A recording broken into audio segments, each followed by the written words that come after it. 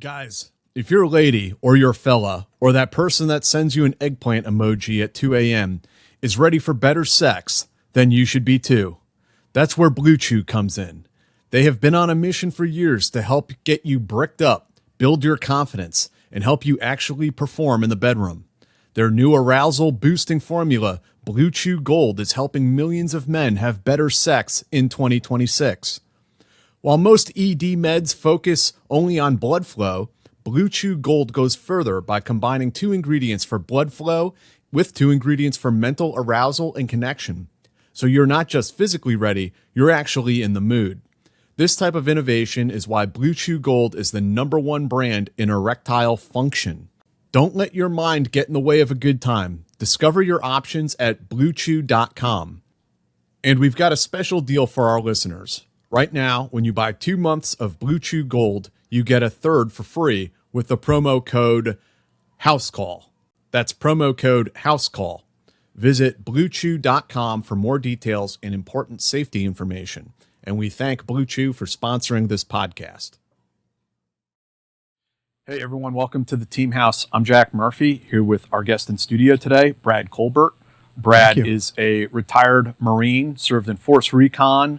You did a stint with the Royal Marines. Did.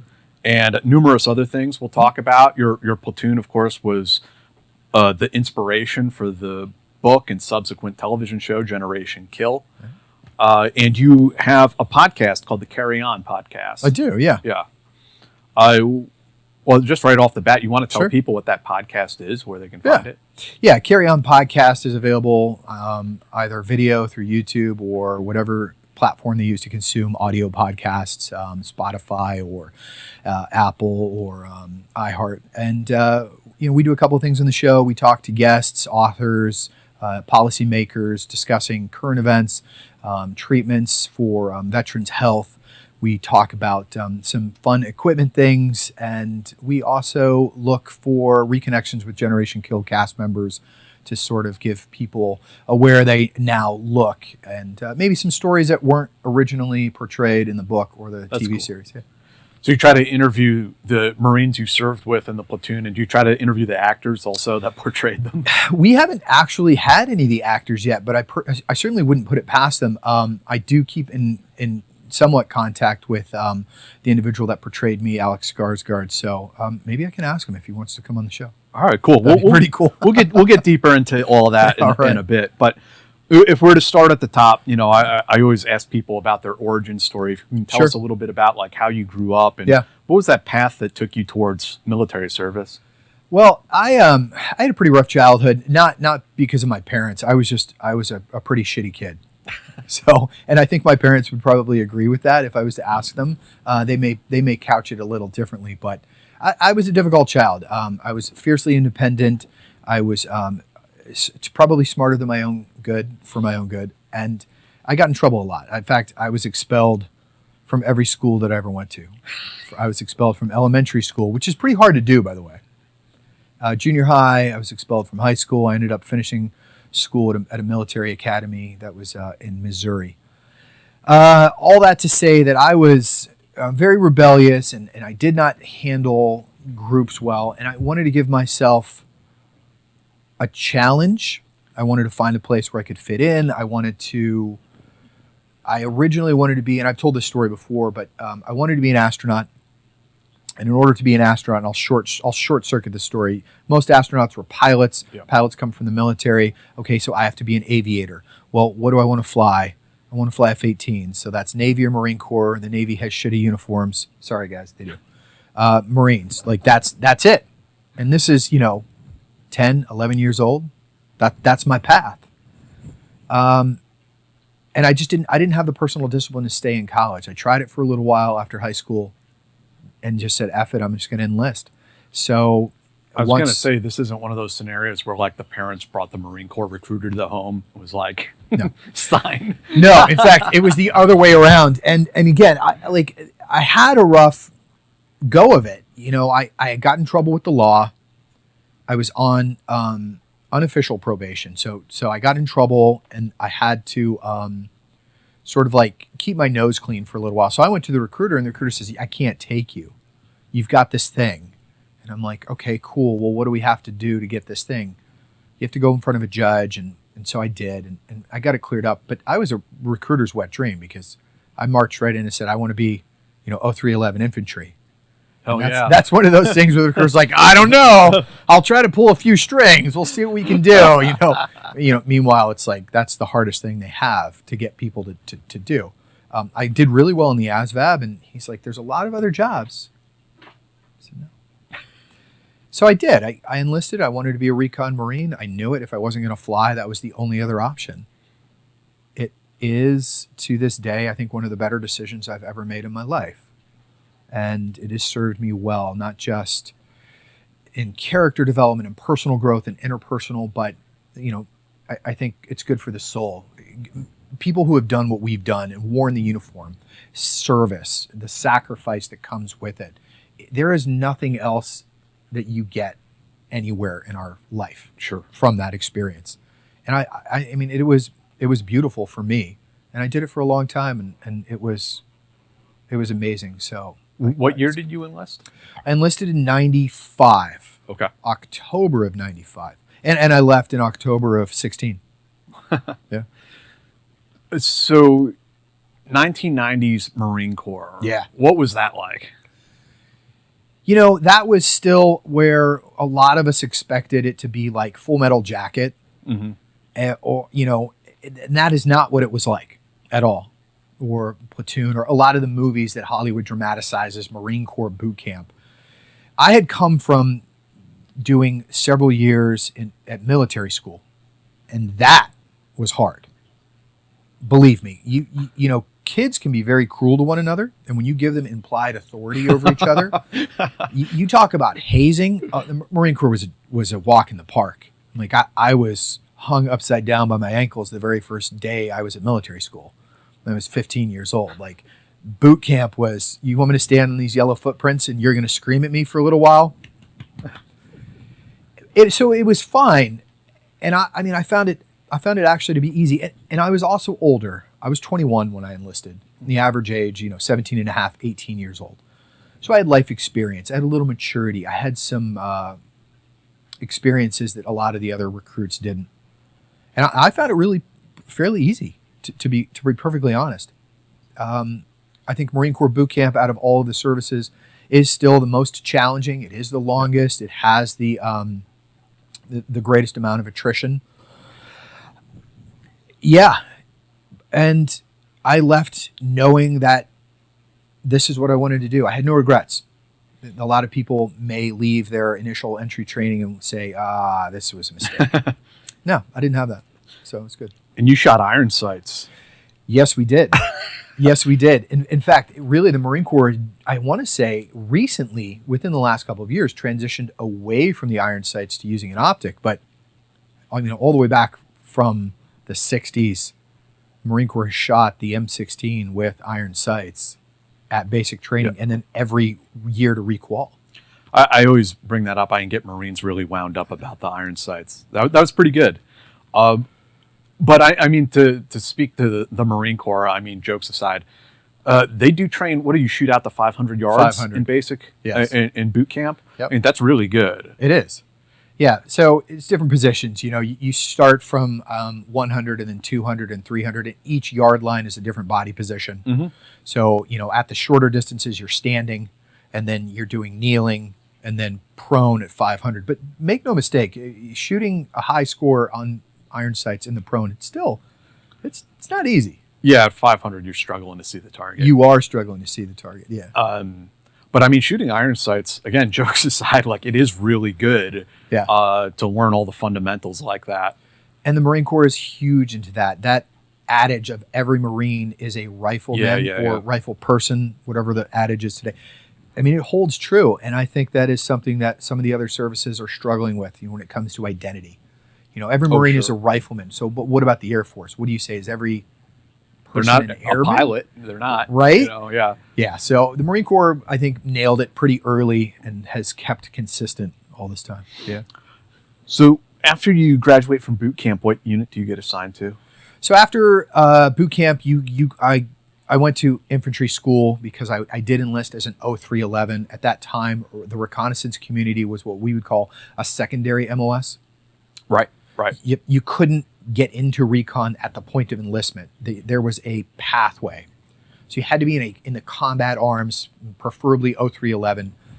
And then you had to try out and go to selection and pass selection, which I did. I did that at the School of Infantry, which was another 3 months of training at Camp Pendleton. And then from there, my first unit was 3rd Reconnaissance Company in Okinawa, Japan. Oh, cool. I didn't realize that back then you could go kind of like straight into the recon community. You could, provided that you passed assessment and selection. Yep. Out there at Paris Island. Well, this would have been Camp Pendleton, but they had it at both. Yep. Gotcha. Yep. Yeah. They had screening teams that would go around and screen people. They try to get them as early as possible before the unit scoops them up, because once they get embedded into an infantry unit, those units are very reluctant. Well, Sure. You want to take our best, our highest PTers, our smartest people. There was a GT requirement. So there's a general technical score that the ASVAB will kick out. So when you go to the recruiting office, you have to take a test, and it assesses you on all these different things. Part of that test is a general technical score, which rates your aptitude for, cognition and a whole bunch of other factors. It's a number. Recon needs that number to be, 115 or above, and you need to have a high PFT, your physical fitness test. So if you go to an infantry unit, they're going to probably hide you. Like, no, you're not leaving. So they go to the School of Infantry, where you're not yet assigned to a unit, and they screen you there.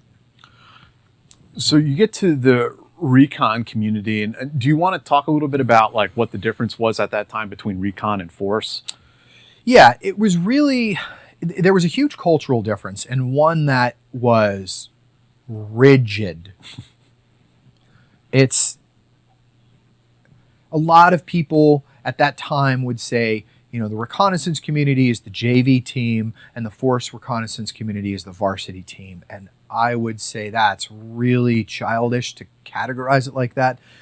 Guys, we both go through the same schools. It really comes down to mission sets. The force reconnaissance unit typically operates outside of the artillery fan. So we're talking, close air support range. They support a MEF, which is a higher echelon of table of organization. The reconnaissance community works within the artillery fan, so up to 30 kilometers in most cases, and works for the division. I mean, that doctrinally, that's your difference. Now, culturally, night and day. They didn't like us. We didn't like them. We wanted to go over to Force Recon. Force Recon felt that they were, we're up here. You figure it out.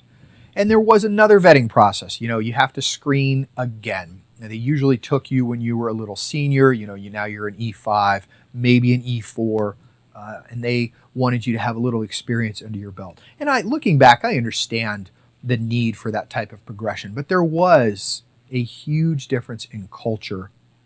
Now it's a little more homogenous. Both of those units are now organized pretty much under the same house because of MARSOC's creation. But, in the 90s, it was a different Marine Corps. They also had better equipment in many cases because they had access to a little bit more money. And we were still coming off of the heels of not really understanding what would be over the horizon. Right. Right? Like, we always trained for the last war. So we still did a lot of jungle tactics. Patrol-based activities, yeah. We did a lot of things that we did in Southeast Asia that we would not be doing in OIF, OEF.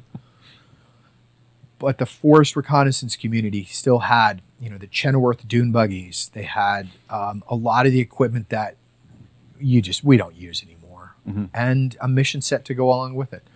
Not that it's still not pertinent, but it's not as pertinent.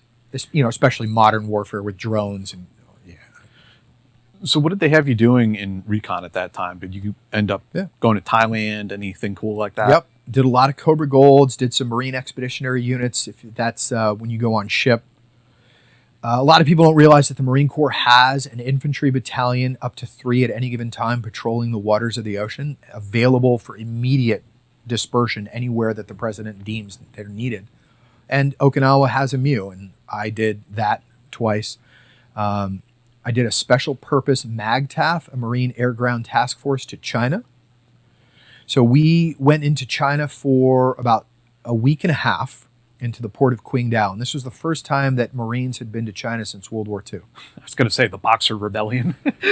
Absolutely, yep. The China Marines were the last Marines to be there, and it was surreal. We went on Liberty. We worked. It was a working port call, but we were all allowed to leave the ship in groups, and we went out into the city. And I remember I'm wearing my well, we would call them Charlies, your Class C uniform. So khaki long sleeve shirt. No, I tell a lie. Sorry, short sleeve shirts. No tie, green trousers. Piss cutter hat. Ooh, I couldn't say that. It doesn't matter.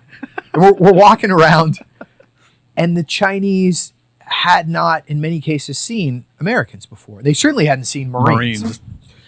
And I'm walking, and people would come up to me, and they would stroke my arm because of the body hair, because they're just not used to seeing. They were fascinated. Strangers were calling us into their homes. They just wanted to talk. They wanted to practice their English. They wanted to offer us food. And so we wanted to go on Liberty, but you couldn't because you're just getting mobbed. Right. But it was amazing and it was fascinating. And this was 97.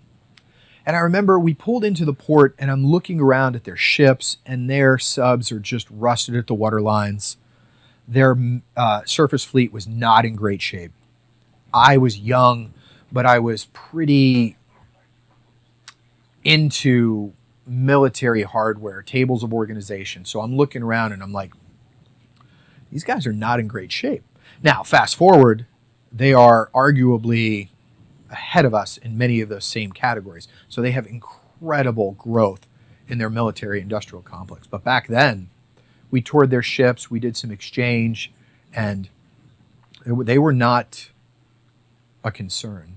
I was gonna say, I mean, first off, that's something that would never happen today.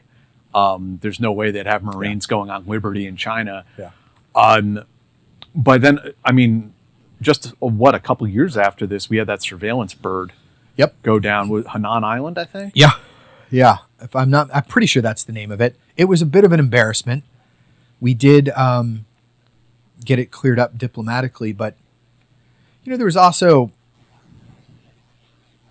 were some other instances as well. There were some missile tests that they had done against Taiwan that covered the strait. We did some GPS jamming that caused those missiles to splash into the water. They were horribly angry about that. They knew that it was us, but neither side publicly admitted it because they didn't want to they didn't want egg on their face. So there were a couple of things. Yeah, you're right. It wouldn't get done today, but what an amazing experience for me.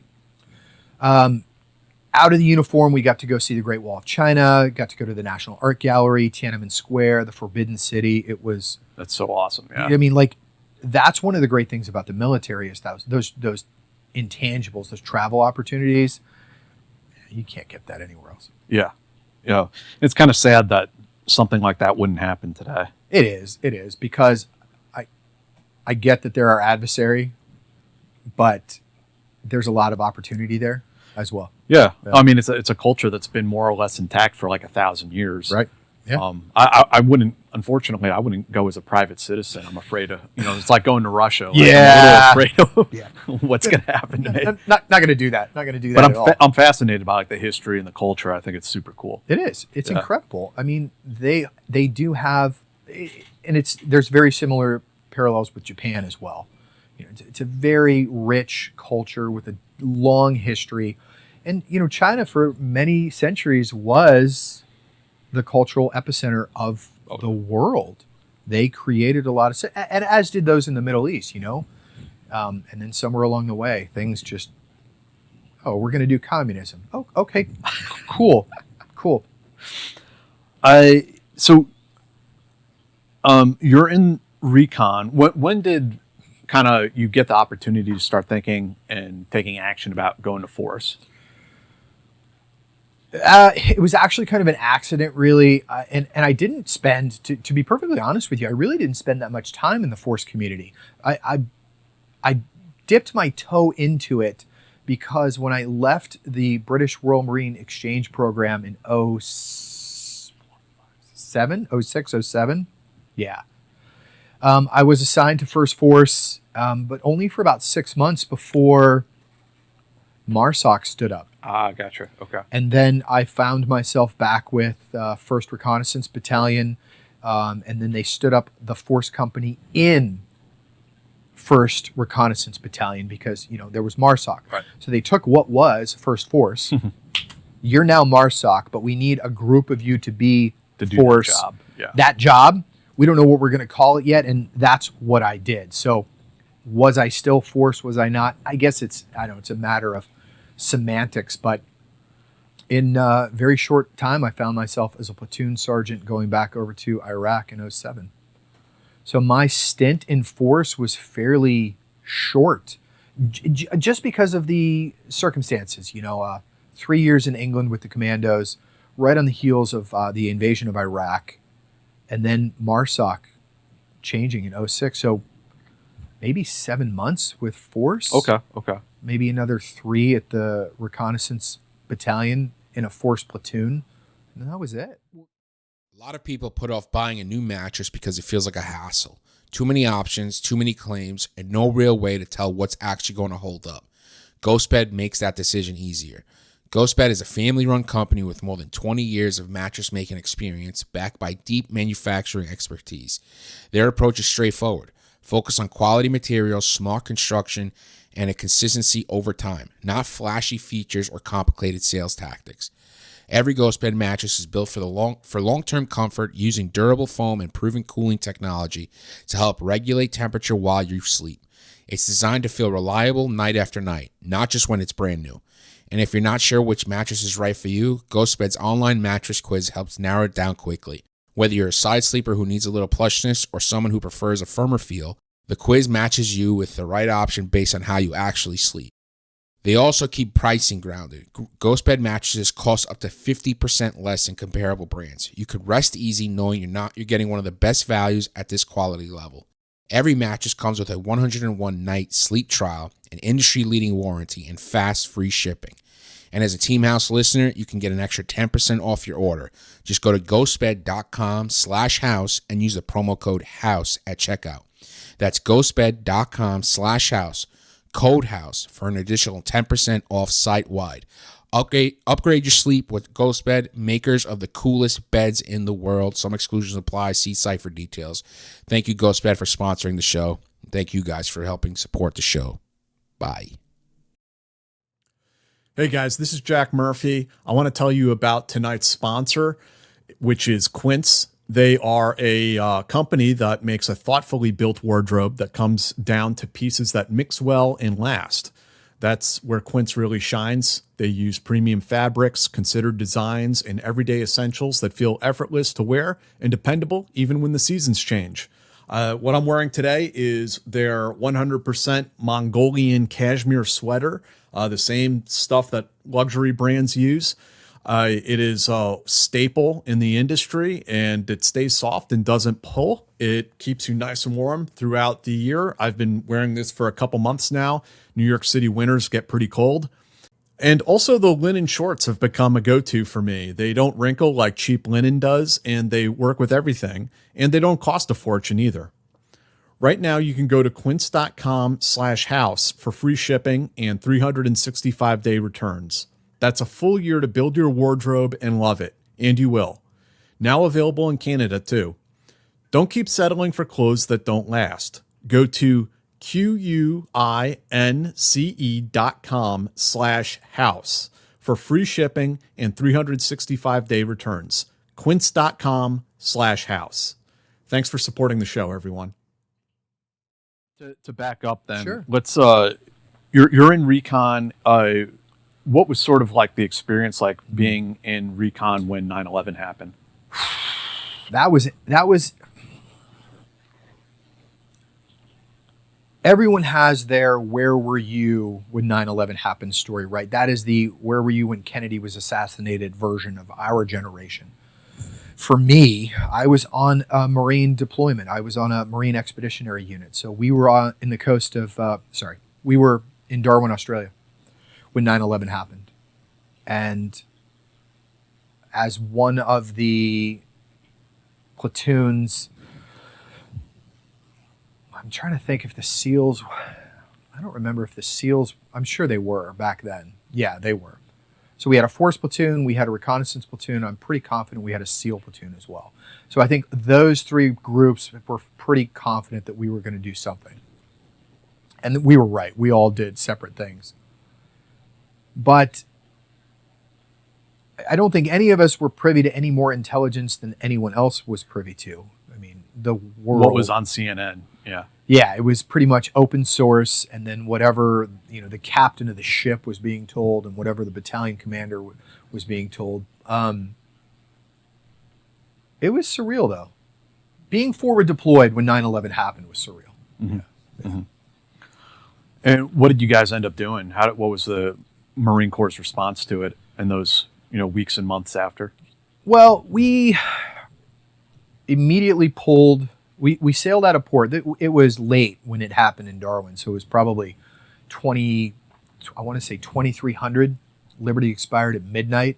They were dragging people back to the boat half drunk. Nobody would say what was taking place. They're seeing some things in the news on the bars. From what I gathered, bringing the ship's complement back was a nightmare. I was already on the boat. The next day we left. We weighed anchor and we basically went. No one knew what had taken place. Was this the opening shot of a war? Is this some kind of asymmetrical attack that is going to repeat itself? So we left and went into the open waters, 50, 60, 100 miles off the coast, and just cut squares for a couple of weeks. Then we went into East Timor, did a humanitarian mission, and then it was in very short order apparent that we were going to go into Afghanistan, that they were the ones responsible. So we made an amphibious landing into, we hung out in Pakistan for a while at an air base, and then we did an amphibious assault into Afghanistan. And it was... amphibious assault into Afghanistan? Right? The technical amphibious assault was because we departed from ship and we landed in Afghanistan. And that, by definition, is amphibious. And it's the longest amphibious assault that's ever been made in the history of American. Right. So you had to refuel a few times in the air on the way. Yeah. Also, one of the scariest flights I've ever had. We landed at Camp Rhino, which was a compound in the middle of the desert. It was a hunting preserve for some very rich individuals. But it had a private runway, unimproved runway. It had a big hangar. It had a little mosque. It had all these ancillary buildings. And it was surrounded by this wall. And we're like, that's it. So C-130, I mean, we are packed in. I no doubt you've been on a C-130 before. I don't know if you've done a mass tack. Yeah. But it's that kind of cramped. And I mean, you got your gear, your pack is on your legs, and you can't move. And we flew high threat tactics, which means you're assuming you're going to get a lot of ground fire. There's also going to be surface to air missile threats. So you got to fly, basically nap of the earth. So C-130, we did receive some ground fire. We don't know where, but the plane did get shot a little bit. But that wasn't the problem. You're going from this really high altitude, and then it goes screaming down to like 1,000 feet, and you're just sardined in. You can't move. And then the runway is made of this like moon dust. Yeah. You know what I'm talking about because Yeah. you've walked that. You sink into it. It's up to your ankles. But here's a C-130 fully loaded, full bag of gas, and it's coming in on this runway, and it's not getting purchased. And it's just sliding and yawing. And I'm like, oh, this is it. This is how it's going to end. The plane is going to clip the ground. It's going to cartwheel, and I'm wedged in between, 60 other fuckers. I'm done. This is it. This is my story. It didn't turn out that way. I mean, spoiler alert. This is basically kind of what happened to the C-130s in Iran a few months ago. They got stuck in the dust, essentially. Yeah. Sunk in because of that. Whatever, it's that certain type of soil. It's unique. And then, so fast forward, I had a guest on the show, Alexander Lemons, and he did some research to find that the soil in Iraq is unique from all of the soil in the world. I know that we're talking about Afghanistan, but there's some property about this particular type of sand where it just recirculates due to the dust storms and stuff. It does something to grind it down. But yeah, so Iran, Afghanistan, Iraq, it's all that same type of dirt.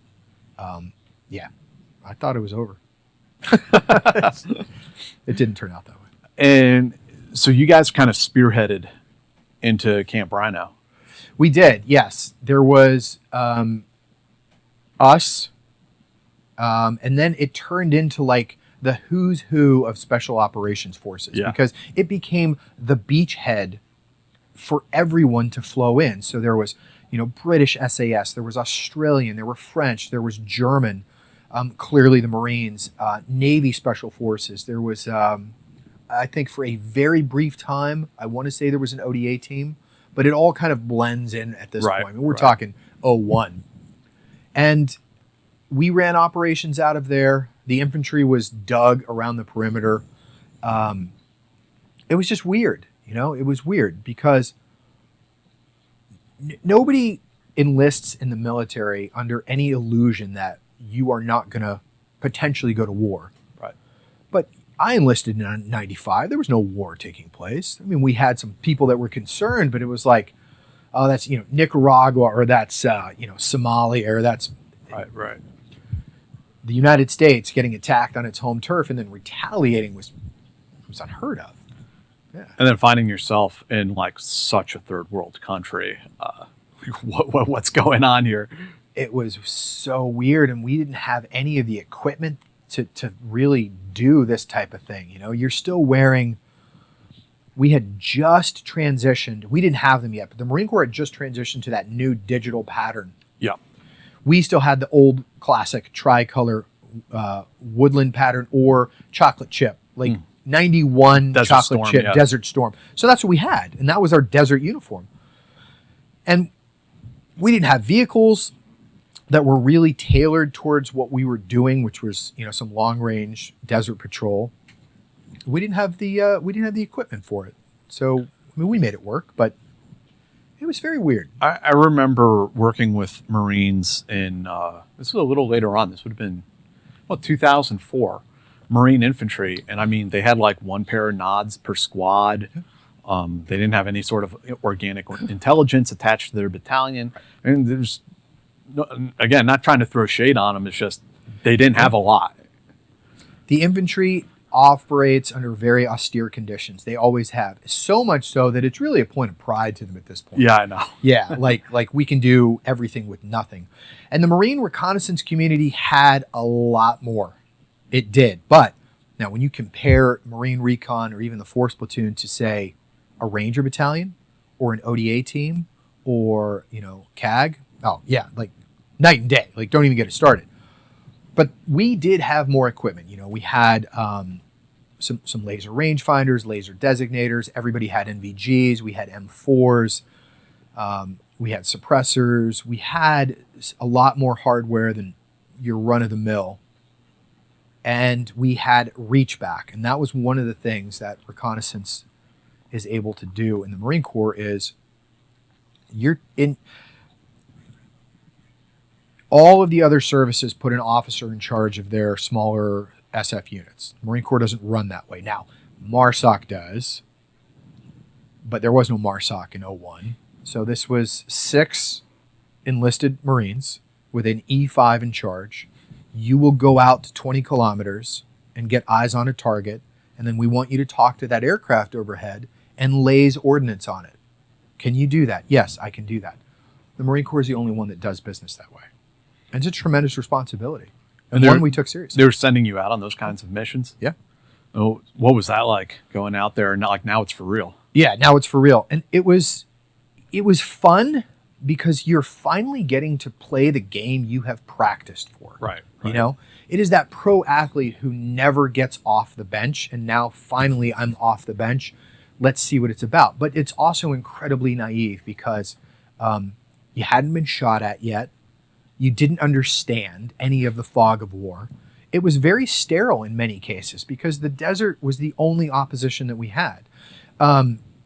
We did drive into a minefield at one point. That was interesting. We did call in some ordnance on occasion. That was fun. But a lot of it was just spent doing what reconnaissance Marines do, which is quietly getting eyes on and just reporting. But it was fun. It was really a relief to be able to finally do what we had always practiced. And were you guys inserting on Humvees, like walking, setting up a observation post and that sort of stuff? Humvee. We had a single Humvee for the 6 of us, and we would drive it out there, leave it, camouflage it, make the rest of the movement on foot, establish an observation post, and then monitor. And it was a lot of monitoring MSRs. We understood Taliban at that point. We understood who our enemy was. I'm talking strategically. And the infantry battalion had a CIA case officer assigned to them when we went in. So we were getting intelligence, the larger we, from a couple of different sources, military intelligence, as well as the intelligence community at large. And it was early on in 01, so the sky was just filled. I mean, they were dropping 2,000 pounders off. You could see the light flashes, right? So there was a massive air campaign, but overhead you had all kinds of enablers, all kinds. I mean, we would see the planes overhead, and then you could pick up the radio and talk to the AWACS or talk to the command and control bird. If there was fixed wing aircraft checking in, they would push it to you, and that was pretty cool. Yeah, that was pretty cool. Any of those operations that kind of got a little dicey? I don't think so. There was a firefight with the force platoon. They were out and they got into a bit of a scrape. Should they have is a matter of some disagreement. I know the guys that were there at that time. They did exchange. They did get into a firefight, but nothing. I don't remember anything that was like dicey, other than our own dangerousness. We were. I've told this story before. We modified the Humvee with a pintle mount to hold the belt fed. Mm-hmm. Okay. When I say we modified it, we took a piece of tubular steel, we welded a flat plate on the bottom, and then we took the caster off of a refrigerator and welded it to the top. That allowed for a swivel, which the gun sat on with a pin through it. You now have a pintle mount once it's ratchet strapped to the Humvee. Any machine gunner knows that you have a device under the barrel or attached to the weapon in such a way called a traverse in elevation. It's a fixed piece of metal that keeps the barrel from free flowing. We didn't have that. So there's a gun in the bed of the Humvee which could pivot to shoot the floor of the Humvee or between the driver and the A driver. And there was a moment where the gun was used and it was like, oh my God, you just riddled the hood of the Humvee. And it was between me and the A driver of the Humvee. And I'm like, oh God, this is so fucking stupid. That was the worst thing, I think, that took place. As far as the enemy contact and anything, no. There were some other very surreal moments, like getting into Kandahar Airport, and we did watch one of the Marine infantry step on a mine and get blown up. There was a couple of other instances as well. Yeah. It was a period of time, I guess a brief period of time, when the Taliban was essentially defeated. Yeah. There may be some holdouts we were still looking for. And there really wasn't an IED threat. Yeah. Yet. It was nice because that changed, and it changed relatively quick. I mean, any adversary that is going to survive will learn asymmetric warfare against the United States. I mean, that is the only way that you're going to survive. And it's not just unique to the American culture. I mean, Ukraine's doing it against Russia right now. And yeah, it was a matter of time. But in 01, there was no such animal. Mm-hmm. That was great. Yeah. And tell us about rotating back home from that trip. That was great. It was so weird too, because I compare my retrograde from '01 and my retrograde from like the Iraq War in '03, complete night and day.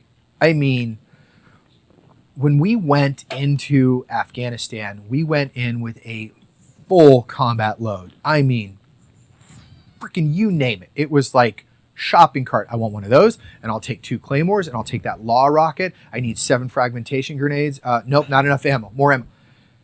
We never downloaded that stuff. Like, we got out of Afghanistan on a helicopter and then leapfrog back to Pakistan, and from Pakistan back to the ship. And we've just got, our pack is filled with stuff. Like, I mean, just stuff, man. And our deuce gear filled with ammo and fragmentation grenades. And I've got 203 rounds. I mean, and it just all gets dumped into a quad con. And that quad con gets closed up, not locked, not secured, not like sign here, just, hey, go put your gear in your team quad con. And then it gets back to Pendleton and it's like, you know, that's all full of ammo, right? And explosives and C4 and claymores and rocket launchers. We should probably turn that into the armory. Yeah, we'll do that. We were the only platoon to see any kind of combat, any kind. And make no illusions. I'm not saying that we, were 6 months constantly getting shot at. It was a very short period of time. And for all intents and purposes, it was pretty innocuous. But we were the first platoon to see combat. Yeah. So you walk back to a unit who is operating at a very high level and is itching to get some from 9/11, and you're treated like, I don't want to say heroes because that's not what I'm saying, but you are definitely like, you're the cock of the walk right now. Right. Yeah. We want to hear what happened. We want to hear your lessons learned. We want a PME. You're going to talk to everybody. What did you do? How did you do it? What worked? What didn't work? And in the process of articulating all that, I started absorbing all of those lessons because I'm now, it's an oral story. This is what worked. This is what works in the planning process. Yeah, that technique right there, screw that. That doesn't work.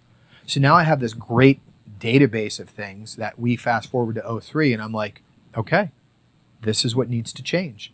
We are going into Iraq. We can't do this, but we are going to keep this. This needs to change. And that made all the difference in the world. When you got back home, were you already hearing stuff about Iraq? A little bit. Yeah. Yep.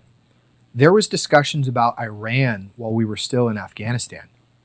There was a lot of talk on the high side about possibly remaining and just crossing the border into Iran. We're going to do the rest of the Middle East. Yeah, like let's just get it taken care of. And I think, my God, how different would the world be today if that had actually come true? The Iranians were scared shitless after 9/11. Not because they were involved, but they were afraid we're going to catch some of the retaliation from this. Yeah, there was a lot of blowback, and a lot of people were, like you said, running scared because we were not messing around. The United States was on a war footing, and we don't get on war footings very often. I mean, we will get into engagements, but as a country, we were galvanized. Everybody, I mean, especially this city. Yeah, I mean, it's something about like the American character, and I mean, when you get the entire country pissed off, like we'll do scary stuff, we'll do stupid stuff too. I mean, and yeah, it's like I have this conversation with people sometimes about Taiwan, that people are like, well, we're not going to go and fight over like some rocks that you can barely see at low tide in the South China Sea. And it's like, yeah, no, I get that. You're right. We wouldn't. But if an American aircraft carrier gets sunk in the South China Sea, this entire country will go batshit. It's 5,000 people. That's more than we lost in 9/11. Yeah, and people will lose it. Yes, they will. They absolutely will. And it's a conversation that I've had on my show as well with some policy experts who are, who that's their job to talk about that subject. And not to get you off track, but the most likely scenario is China blockades Taiwan, and we are forced to somehow try to break that blockade. What does that look like? A Berlin-style airlift? Is it a surface? But their response, their most likely COA, is probably going to be just that. And God help them if they sink one of our aircraft carriers. Yeah. That is a red line that you don't come back from. And I talk more about, you can theorize what the battle is going to look like. That is great, and that's academic. I don't care about that. I want to know, what is the world going to look like after? What does this do to the globe? Right. How does it piece out different countries? What is the alliances going to look like? What does 6 months, 9 months, a year after Taiwan do? That's what I think is interesting. Yeah. Well, I mean, the same question for Iran right now. Yeah. Yeah. Watching that. So talk us through a little bit the ramp up for Iraq. Yeah.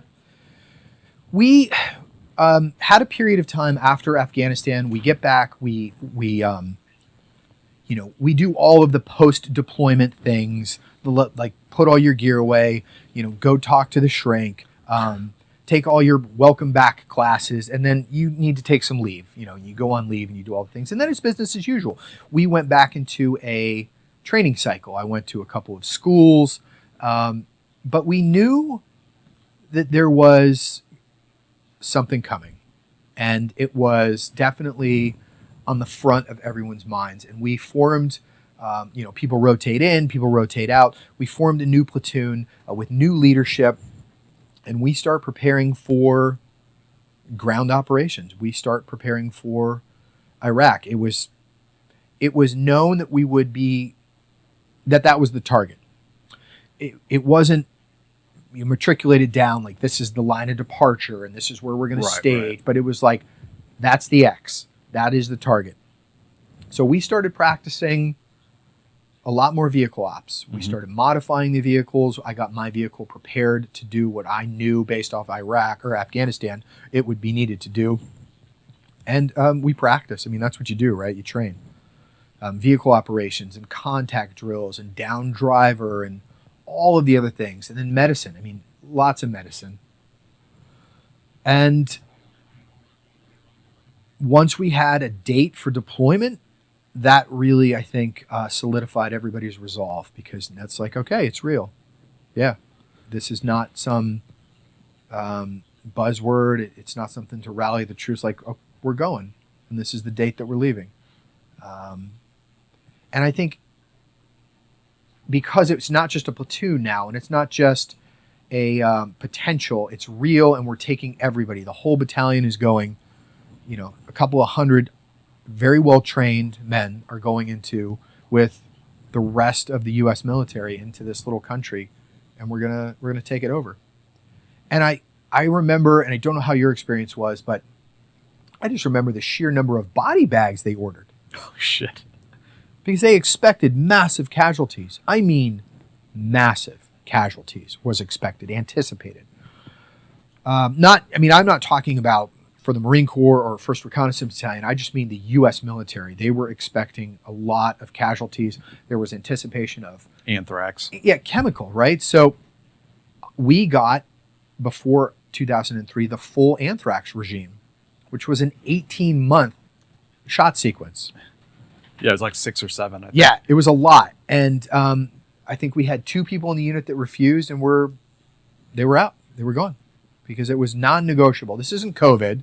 Like, you're going to be taking anthrax. And it's so weird. I mean, just to go down a rabbit hole, how different everybody's attitudes were towards anthrax compared to COVID. Yeah. No one gave a second thought. No. Like, completely untested, untried, experimental anthrax. And you compare it to COVID, which had rigid. Anyways, it's not important. It was weird. I was so fortunate that I got the anthrax series, but it wasn't recorded in my records, so I got it like 1.5 times. I probably got like 12 instead of 7. Yeah, you're extra inoculated, or extra. Your DNA is screwed up. I don't know. Probably I'm pretty screwed up. It's a good thing I'm registered with VA. I'm probably going to get something weird down the line. Like, I seem to remember something about you couldn't donate blood for a period of time after the anthrax vaccine. That was also depending on certain parts of the world that they sent us to. Okay. Like, if you were probably Afghanistan was one of them. But I remember I've heard that story also. Like, yeah. Oh, you've been hanging out in Central Africa for 6 months? Like, nah, we're not taking your blood. I had so many inoculations, though, like from all of the different places that I had been to. And that's one of the things that blows my mind because, again, tangential. I worked in my last job with all former military guys, and when the COVID kerfuffle came, everybody starts complaining about it. I'm like, really? I know where you guys all served.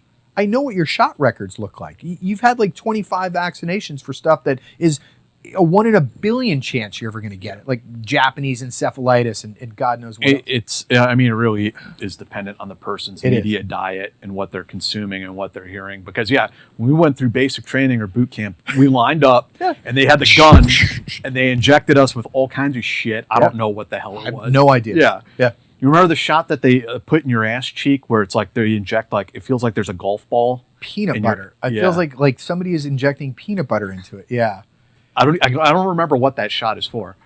We got smallpox too, which Americans don't get except for military. Yep. I remember my smallpox vaccination. Still have the scar from it. I'm sure we all do. And so like all of that stuff, right? It was all part of the workup to that 03 invasion. And because we expected the royal we so many casualties from chem, a lot of people didn't know any better. I don't want to say didn't know any better because they were ignorant, but I think the assumption is like, this is not Afghanistan 01. This is not 1991 first Gulf War. Like, we are going to get in a fight. And we were prepared for that. And we weren't reticent. We weren't afraid. It was just this very pragmatic resolve. Like, some of you guys aren't going to come home. Right. And that's not the way it worked out, at least not in 03. That is not the military's experience during the duration of the conflict over there. But for my battalion, we lost no one, with only one real casualty. When you deployed to, I'm assuming Kuwait first. Yep. What was sort of like your concept of what your unit's mission was? It was really weird. We were supposed to drive through and find a route through a very specific, I'm trying to think how to describe it. There was a sort of like this dam network of levees. My job was I was going to be the lead platoon for the entire battalion that would then lead the division through. Gotcha. So I had to, and I was looking at U2 photographs, with a magnifying glass and just and I'm charting it and rehearsing. And that was supposed to be what my team's job was. You're going to go through the line of departure. Engineers are going to blow the berm. And then you are going to navigate this route, proof it, and then everyone's coming in behind you. None of that fucking happened. No. And that was what we were supposed to do.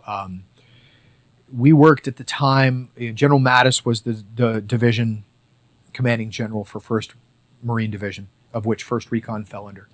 Brilliant strategist. I still think he's one of the brightest minds of our generation as far as a warrior goes. And it ended up that's not how things played out. But that's what we were supposed to have been trained to do. We must have been at Kuwait. I mean, it was over a month, I'm sure. It goes by very quick. I can't remember. And so what did they have your team doing in actuality? In actuality, the battalion still spearheaded movements, but we did not have a lot of infantry, or in many cases any infantry behind us. We acted as shock troops. We did more of what a ranger battalion would do in many ways. That is not what we were trained to do. Not to suggest that we weren't capable, but I think that's a lot of what the friction was for the unit and really for the lower ranking, the rank and file, men like myself who were an E5 at the time. Because I'm like, this is not what recon Marines are supposed to be doing. Our job is recon pull. We're going to go over here. We're going to locate the target, and then you do whatever you want to do. If that's infantry, if that's rockets, if that's an airstrike. You were using us as shock troops. We're flowing in mass. We're making contact with the enemy. We are destroying the enemy, and we are continuing to move. And if that's what the general wanted to use us for, that's great. Like, in retrospect, who the F was I to sit there and be like, I'm sorry, I don't do windows. You don't say that. But you complain about it. And we did. And that did not go over well at the end of events. But was the idea that they wanted you to sort of be like a blocking force, like go out there, see what's going on, and kind of like guard the flank of the movement? in many ways, yeah, we were. And we were way out front. Mm-hmm. I mean, way out front. In many cases, and it's not just us. I mean, the military to a whole, but the Marine Corps specifically, moved so fast. There were several times where they just had to say, you guys have to stop. You've outstripped your supply lines. Yeah. I don't know where you were. I wasn't in the invasion. Okay. I joined the Army in 2002. Got it. Okay. Fair enough. I was actually in Ranger selection when the invasion happened. God. Yeah. Well, when the guys came home with like a bunch of broken ankles and stuff from that jump, they're like, maybe. Yes. I never jumped a combat jump, and I'm really kind of glad. You know, I have a lot of parachute jumps to my name. We'll get one of those guys in here. I mean, they told me the static line was at waist height because they were so weighed down. Yeah. Yeah. No thanks. Yeah. I'm good. Kind of my thought about it. Yep. Yeah. You know, even jumping a square with combat load it's not a fun ride. I don't know how it was for you. We jump front mounted rucks. We don't typically jump back mounted rucks. In free fall we did front mounted. Okay, yeah. front. Yeah, and it's like that beach ball until that is lowered, and it's just such a pain in the ass. We trained for it. I'm just really glad that I never did it. I'd much rather just walk. I'd do a free fall jump, but like a static line jump into combat. I mean, sounds pretty cool, you know, Band of Brothers and all that, but in reality, that's scary as hell. You've got. I did a JRTC at Fort Polk years ago, and I say years ago because the C-141 was still flying, so you know it's years ago. And they did a mass attack with like 16 or 17 C-141s over Fort Polk. You could walk across the sky from one canopy to the next. Yeah, there were so many Joes in the sky. And they assume a 10% combat injury rate. And that was legit. And this was a training jump. I mean, broken ankles. They had a couple of casualties, and I'm not celebrating that. But combat now? So let's take that template, and now you've got guys on the ground potentially shooting at you. No, thanks. I'm good. Tell us about the D-Day, the day of the invasion, pushing across the berm. So cool. I mean, they did all of these preparatory fires, surface fires and aircraft. Mm-hmm. They did tomahawks. I mean, all kinds of soft, and they did some diversions and try to draw the Iraqis to confuse them where we were going. And the engineers blew the berm very shortly before we crossed the LD, and it was at night. So everyone's on nods. We did so much driver's training on nods, and it still sucks because these are the old single tubes, 7 Bravos. PVS 7s, zero depth perception because there's one tube, and that takes a lot of practice in order to get good at. But it was surreal. It's just like you're with your friends, and you have trained with these guys for a long time. You trust them. You know how they're going to react, but it's still not been proven.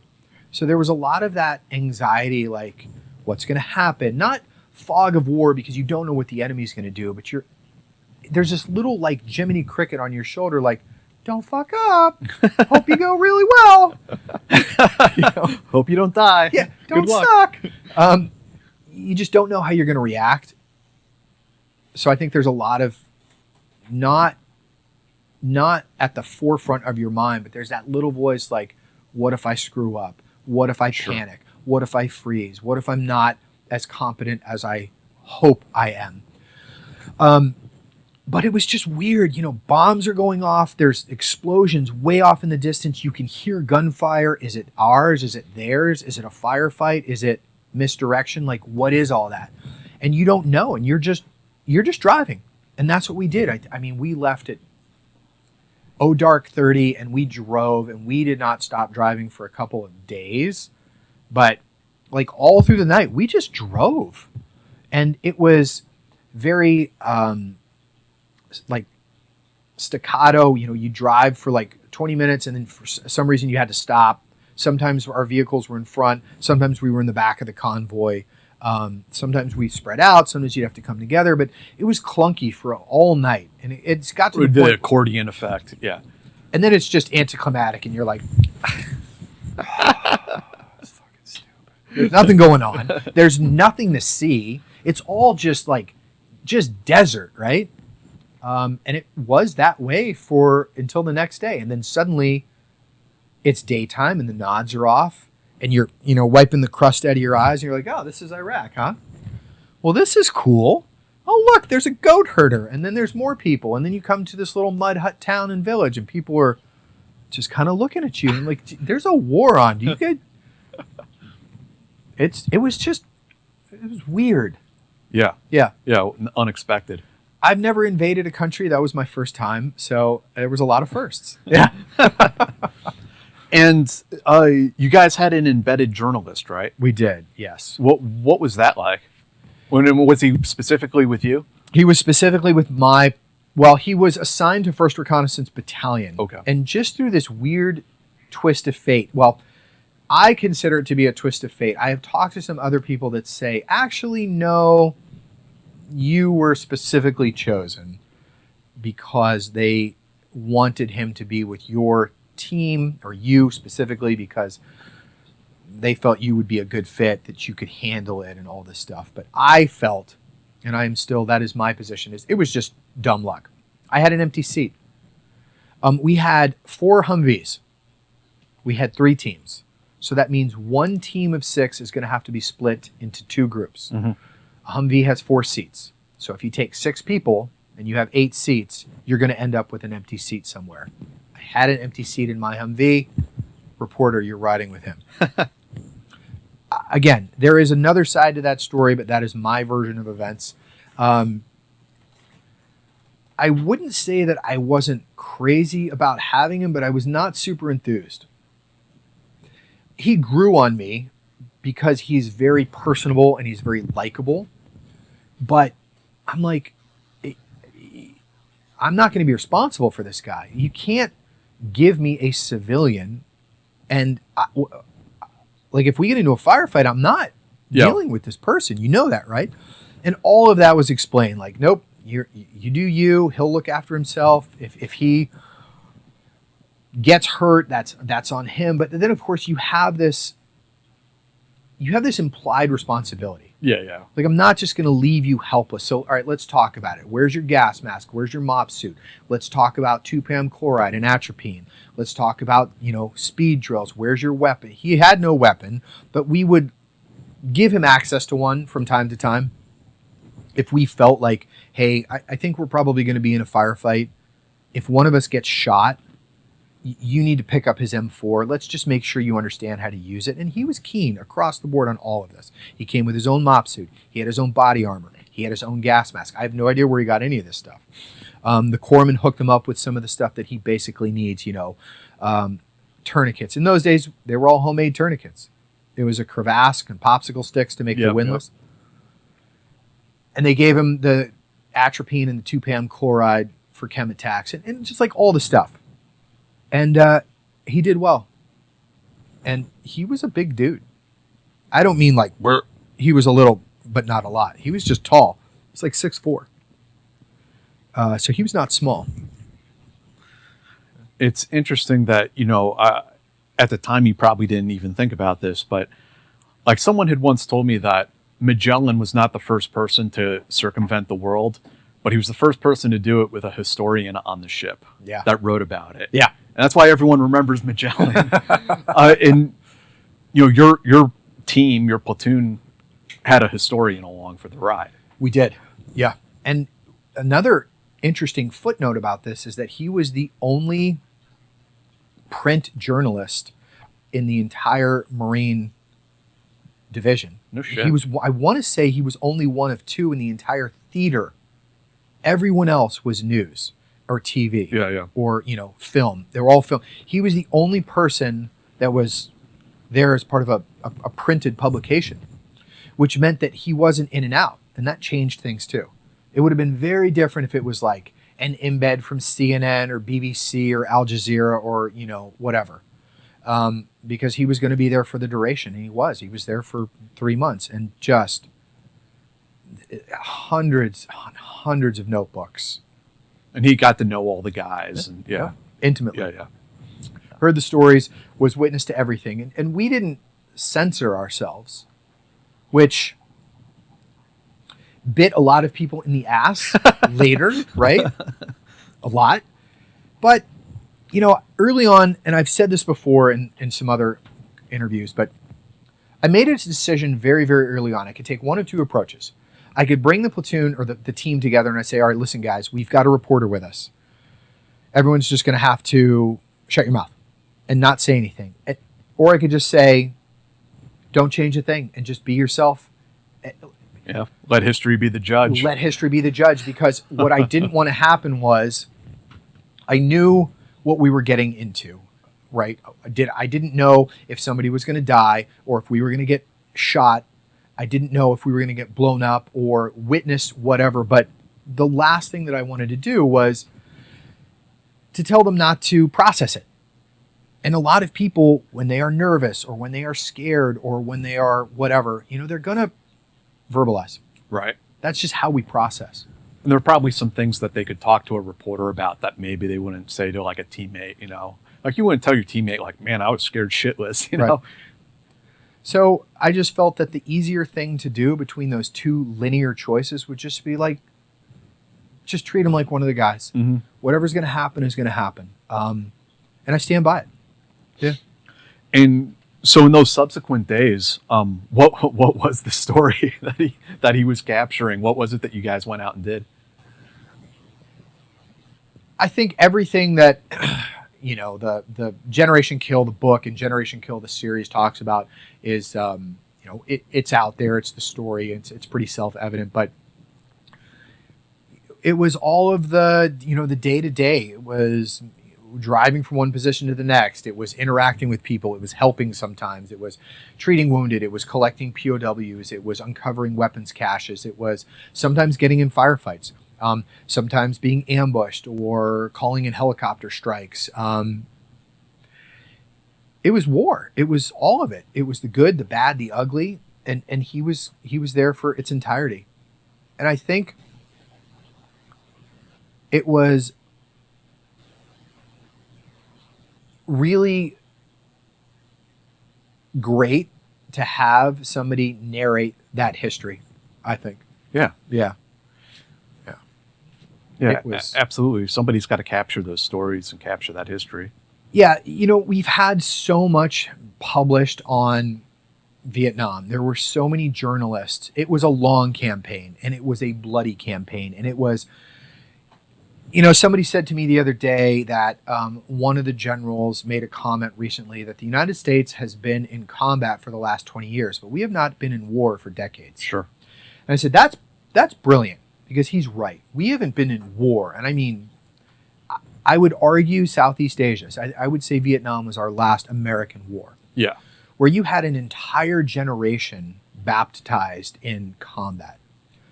We've had hundreds of thousands of men and women over the last 20 years be in combat, but it's different. It's different. And so you had all of these stories come out about Vietnam on the air side or the Navy side or the ground side, from every walk of life, from men and women, old and young. You didn't have that in OIF and OEF, not to the same level. Mm-hmm. You certainly didn't have anyone writing the type of story that Evan Wright did at that time and place. Yeah, there's my opinion is that there's very little coverage of that like Lance Corporal perspective. Yep. Boots on the ground. And it sounds like he did that very well. He did it. And that is one of the reasons why I think so many people identify with the story, because it is the every man's story. It doesn't matter if you are an Army 11 Bravo, if you are a coastie, National Guard reservists. It doesn't matter. If you were an E5 and below in Iraq in 2003, that's your story. Yeah, it resonates. Yeah, we all get it. The same food, the same conditions, the same fog of war, the ambiguity, all of it. Yeah, it's like everybody gets it. If you want to know what it's like to be in the military, that's a pretty good way to do it. Yeah. So it sounds like they kept you incredibly busy. Like you were kind of like doing it all. We were doing it all. I wouldn't say that I was bored, but combat, for anyone who's been in it, is long periods of boredom interrupted by intense periods of violence. That's combat. And that was 2003. There were long stretches of just like, fuck. It's very flat out here. Yeah, it's very flat, or like, this is boring, we have to wait. And, you don't know where the goalpost is. It's just like, well, what are we going to do today? Well, today we're going to drive 5 miles or 5 kilometers or whatever the case may be. We're going to go check out this thing over here. And then we're just going to wait around. And there's just a lot of it, right? And it's just day after day of that kind of unknown goalpost, unknown objective. And, but busy. Yeah. And you guys ran into some like Iraqi military holdouts. We ran into a lot of different people.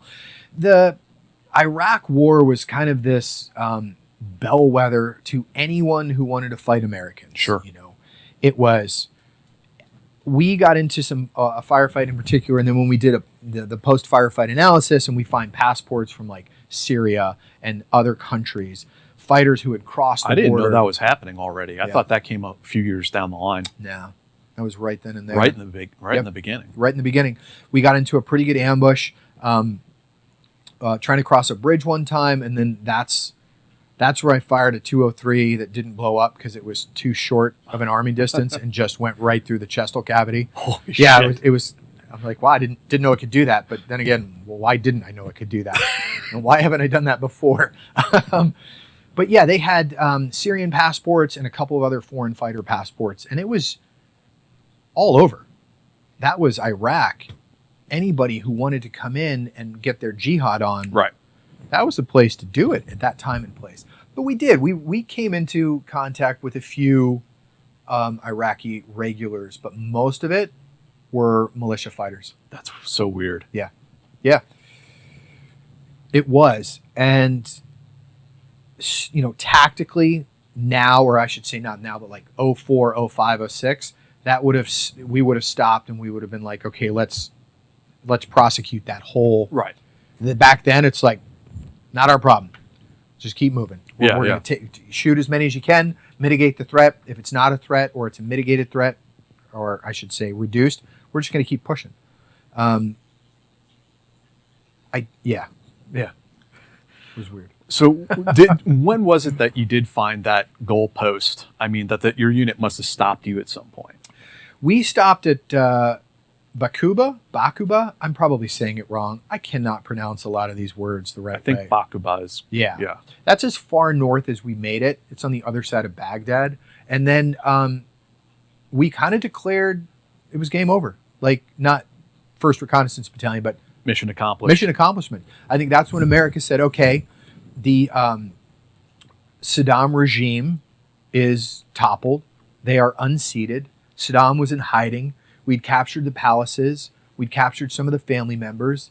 They have no functioning system of government. They can provide no real opposition. And truly, when you're fighting war, that's the measure of success, is when opposition ceases to happen. And at least at that time and place, it was declared, that's it. That was the goalpost. So then it was just a matter of, well, fuck, I guess we got to drive all the way back south. We didn't drive all the way back to Kuwait. We drove basically back to Baghdad. We kind of made an assembly area there and later slowly retrograded back to Kuwait and then back to America. Should that have been the goalpost? Oh, wow, this is a great conversation. The way that we fought that entire war, I think, was probably myopic. Yeah. Many people would agree. back then in 2003, we probably did the best that we could. But yeah, I think no one would disagree if we were to do it again, we would do it differently. Well, I would hope. It seems sometimes like we're the United States of amnesia. We just do these things over and over again. American suffers. I mean, that's just our culture. We are short-sighted. Yeah, to say the least, yeah. Yeah. And tell us about the reception back home this time. Because you said it was different than... Very different. It was an amazing... So America still had a lot of jingoism. You come back and there's parades, and America, you could not be more patriotic. We had vindicated, supposedly 9/11. Like, we got chicks, fuck them. Yes. But Camp Pendleton is right outside of Oceanside, California, and you've never seen a more patriotic little town than that. And I'm sure it was the case whether it was, Fayetteville or anywhere. Yeah. America was grateful. We could not get a better reception. But then the magazine article came out. Evan Wright's home. He was a freelance reporter for Rolling Stone. He was originally commissioned to do one article in one issue of Rolling Stones. They end up loving it so much they make it a 3-part series into 3 articles. So the first issue comes out, and then it's like, they don't like that. The Marine Corps doesn't like it. General Mattis doesn't like it. 1st Reconnaissance Battalion leadership doesn't like it. Because it openly criticized a lot of the decisions that the officers made. It openly criticizes the decisions that the Marine Corps as a whole was making. Whoever wanted to be the face of the Marine Corps. It was critical because, again, you are talking about a E5 and below's version of events. And look, if you don't know anything about the military, let me tell you one thing. Members of the military, especially at that rank, do nothing all day long other than complain. That's what people do. You will sit around and you will find something to complain about. It does not matter if you have lobster and steak and caviar and all the free booze you want. And that's what we did. And now you're not just doing it in peacetime, Garrison. You're doing it in combat. And that's, where everyone is hyper vigilant. And you are stressed. You are scared in some cases. You are hungry. You are a whole host of emotions. Yeah, you're going to complain. And there's a guy documenting everything. Oh, this person said that Lieutenant so-and-so is a... The Marine Corps didn't like that. It has since been re-looked at. But at that time, you're talking... What? Winter of 2003, they didn't want to hear that shit. Well, yeah, and what it is too is, they're worried about their own career progression, and this makes, our command look bad and this and that. Yeah, this command is, what is this going to do to the Marine Corps' public relations, and is potentially any of this actionable? Did you violate anything in the UCMJ? And it was just like, I was going to ask, like, what? Did they try to retaliate against any of you? So I had, while in Iraq, I was nominated for a meritorious promotion, a combat meritorious promotion to staff sergeant, to E6, for the entire division. So it wasn't in the battalion. They had one meritorious combat slot for E6, one for E7, one for E8. I competed against I don't know how many people for E6, and I won. I was the first meritorious combat promotion since Vietnam. Wow. Yep. So my warrant is date of rank on the 2nd of the month instead of the 1st, and it says in combat. Should have said that. It got taken away. General Mattis rescinded the promotion warrant in light of what had taken place in the article. Now, I ended up getting it, but it was gone for about 6 weeks. Yeah, and it wasn't just me. There were other people in the platoon as well, and the prevailing attitude of the leadership at the time was, well, you should have kept your mouth shut. You didn't have to say anything. I'm like, okay, hold on a minute. You put this person in our group. Yeah, you put a Rolling Stone reporter in the midst of yep. our recon team. Yep. Freelance reporter, be that as it may. Former publisher for Penthouse Letters. Knew knew Flint personally. Like, he's got a great street reputation. He was not the liberal Ivy League axe to grind Democrat. No, he was cool as fuck. But come on, man, he was still a reporter. Okay, what did you think was going to happen? That was the first thing that I had sort of stood on as, and then secondly, I'm like, what was really so bad? Right. I mean, really. I had known and had conversations with General Mattis prior. I spoke to him many times in Afghanistan when I was reporting directly to him in Kandahar. I'd had a couple of other conversations on other times through a weird set of circumstances. It's not important. He knew me. General Mattis has a great memory, by the way. He will meet somebody one time and he will always remember you, which is incredible because I was a nobody. He knew me. I had a very, very unpleasant one-sided conversation with the general, and this was the conversation that was going to determine whether or not I was allowed to be promoted to that next rank under the circumstances that I was. It worked out, but it was painful. He was pissed. He was furious. He was fucking furious. And again, it was a one-sided conversation. He didn't give a shit what I had to say.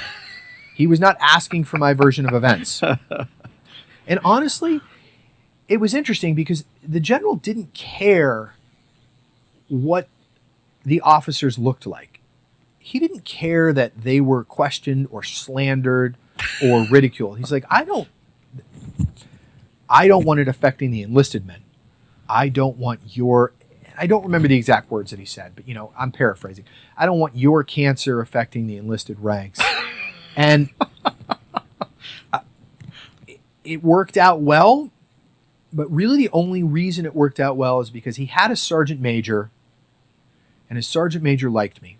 And his sergeant major listened to me, and he heard my story, and he listened to my argument.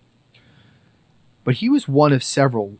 I had to go in front of every single sergeant major in the entire MEF. Okay, that's a lot, because remember, a division is below a MEF. 1st Recon Battalion is below the division. So there's a lot of sergeant majors. There's like 8 of these dudes. The artillery, the infantry, like they're all in a room, and there's Sergeant Colbert. And I'm having to explain myself to senior enlisted people who don't like recon Marines anyways, because we're all a bunch of cowboys. And now here's an uppity little sergeant who thinks that he can just say whatever he wants about, yeah, it was rough. But I won the day. And I got to keep my rank. I got to pick up my next rank and my next one. And, the story has aged well. I think people will realize that, there were a lot worse things to come. Okay? For sure. Yeah. Yeah. Like, in the grand scheme of our adventure in Iraq, Sergeant Colbert's mouth is not the thing that we are going to blemish. Yeah. So, yeah. And does this have anything to do with your stint with the Royal Marines, that they're kind of like, we need to get this guy out of here for a little while? No, in fact, quite the opposite. That is a coveted billet. I would think, yeah. Highly sought after. You are completely alone. You have no higher headquarters. You are isolated. Like, when I say you're embedded, it's like, that's it. It's you. I have no American chain of command in the country. Not Marine. The only Marine in the country are the embassy folks up in London's embassy, and they have no association with me. My reach back was a major in Quantico. So it was highly sought after, and I was selected and screened and found to be, yep, it was good. It was not universal. The angst over the Generation Kill magazine articles was not universal. There were a lot of people that were like, yeah, dude, I get it. What could you do, right? You were in a tough spot. I don't think you did anything that was that egregious. It was really just the upper echelons. Yeah, you know what I mean? And it all rolls downhill. So to be selected for the British exchange program, I mean, it was great.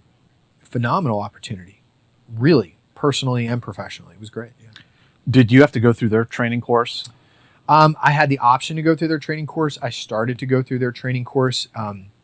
There were some circumstances that prevented me from finishing the All Arms Commando course. One of the unique things about the British Commandos is the individual Royal Marine goes through their 8 months. Say enough positive things about their fighting spirit, their morale, their attitudes are, you cannot demoralize this group of people. It is, I've never seen anything like it. They can't be miserable enough. They're just really good dudes. And I think it has a lot to do with the fact that their training pipeline is incredibly long. Yeah. 8 months is a long time to be in basic. And they go through some very arduous physical courses. They go through a lot of schooling. And there's not that many, 3,500, 4,000 at any given time. That's small. And I found them to just be an incredible group of guys. And I've said this before, I think they could do so much better if they would ask more funding for them. Mm-hmm. If they had access to more money to pay for some really top tier equipment and get access to some really good training. And their training's good. I don't mean to insinuate that it's not, but I compare it to US. Right? Like my platoon of 24 Recon Marines would typically have a range day where the ammo allotment was 10,000 rounds. That's pretty average, really. I mean, flat range, maybe a shoot house, maybe you do some live fire and maneuver, some immediate action drills. 10,000 rounds of 5.56, and then some other associated belt fed and smoke. Like, that's nothing. That's a lot of ammo for those guys. Yeah. That's a lot. So that's the kind of stuff that I'm talking about. Not that they're not doing anything wrong, but like, bro, if you had, the latest cutting edge communications equipment, an absolute top tier, like, amazing. What did you think are the similarities and the differences between them and the American Marine Corps? Well, they're still very much embedded into the Navy. One of the really weird things about the British military on a whole is that their pay system is not the same across the board. Like in the American military, if you are an Army E1 or a Marine Corps E1 or an Air Force E1, you are getting the same amount of money. That's not the case over there. It's different. Their Navy pay is different than their Army pay, then it's different than their Marine Corps pay. So that's the first thing that's weird. They also don't have an up or out policy like we do. Right. So you could potentially, so they sign up for, and I could be getting this wrong because my memory is a little fuzzy these days, but you basically sign up for a 22-year enlistment and you can leave after a certain period, but that's it. And you don't have to be promoted to stay in like you do in the American military system. So you could be a corporal of 20 years. You just don't want the responsibility of leading and you're quite happy to be at that rank. That's a big difference. And I think that is very impactful on their leadership because just because you're upwardly mobile doesn't mean that you are necessarily ready for that next. Right. So I don't think that you're promoting the right way when you do it like that. I'm sure there's reasons beyond what I can see on the surface level, but those are some pretty big glaring differences between our military, or at least our Marine Corps, and theirs. We want everybody to have the mantle of leadership, and you are going to do it. You're probably going to suck at it, but somebody will teach you.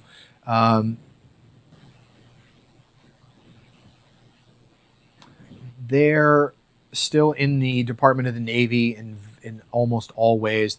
Their Navy controls their budget and their manpower and a lot of their other things, whereas in the U.S. Marine Corps, yeah, we say Department of the Navy, but that's really just something that's still on the figurehead and the walls, and it's not the case.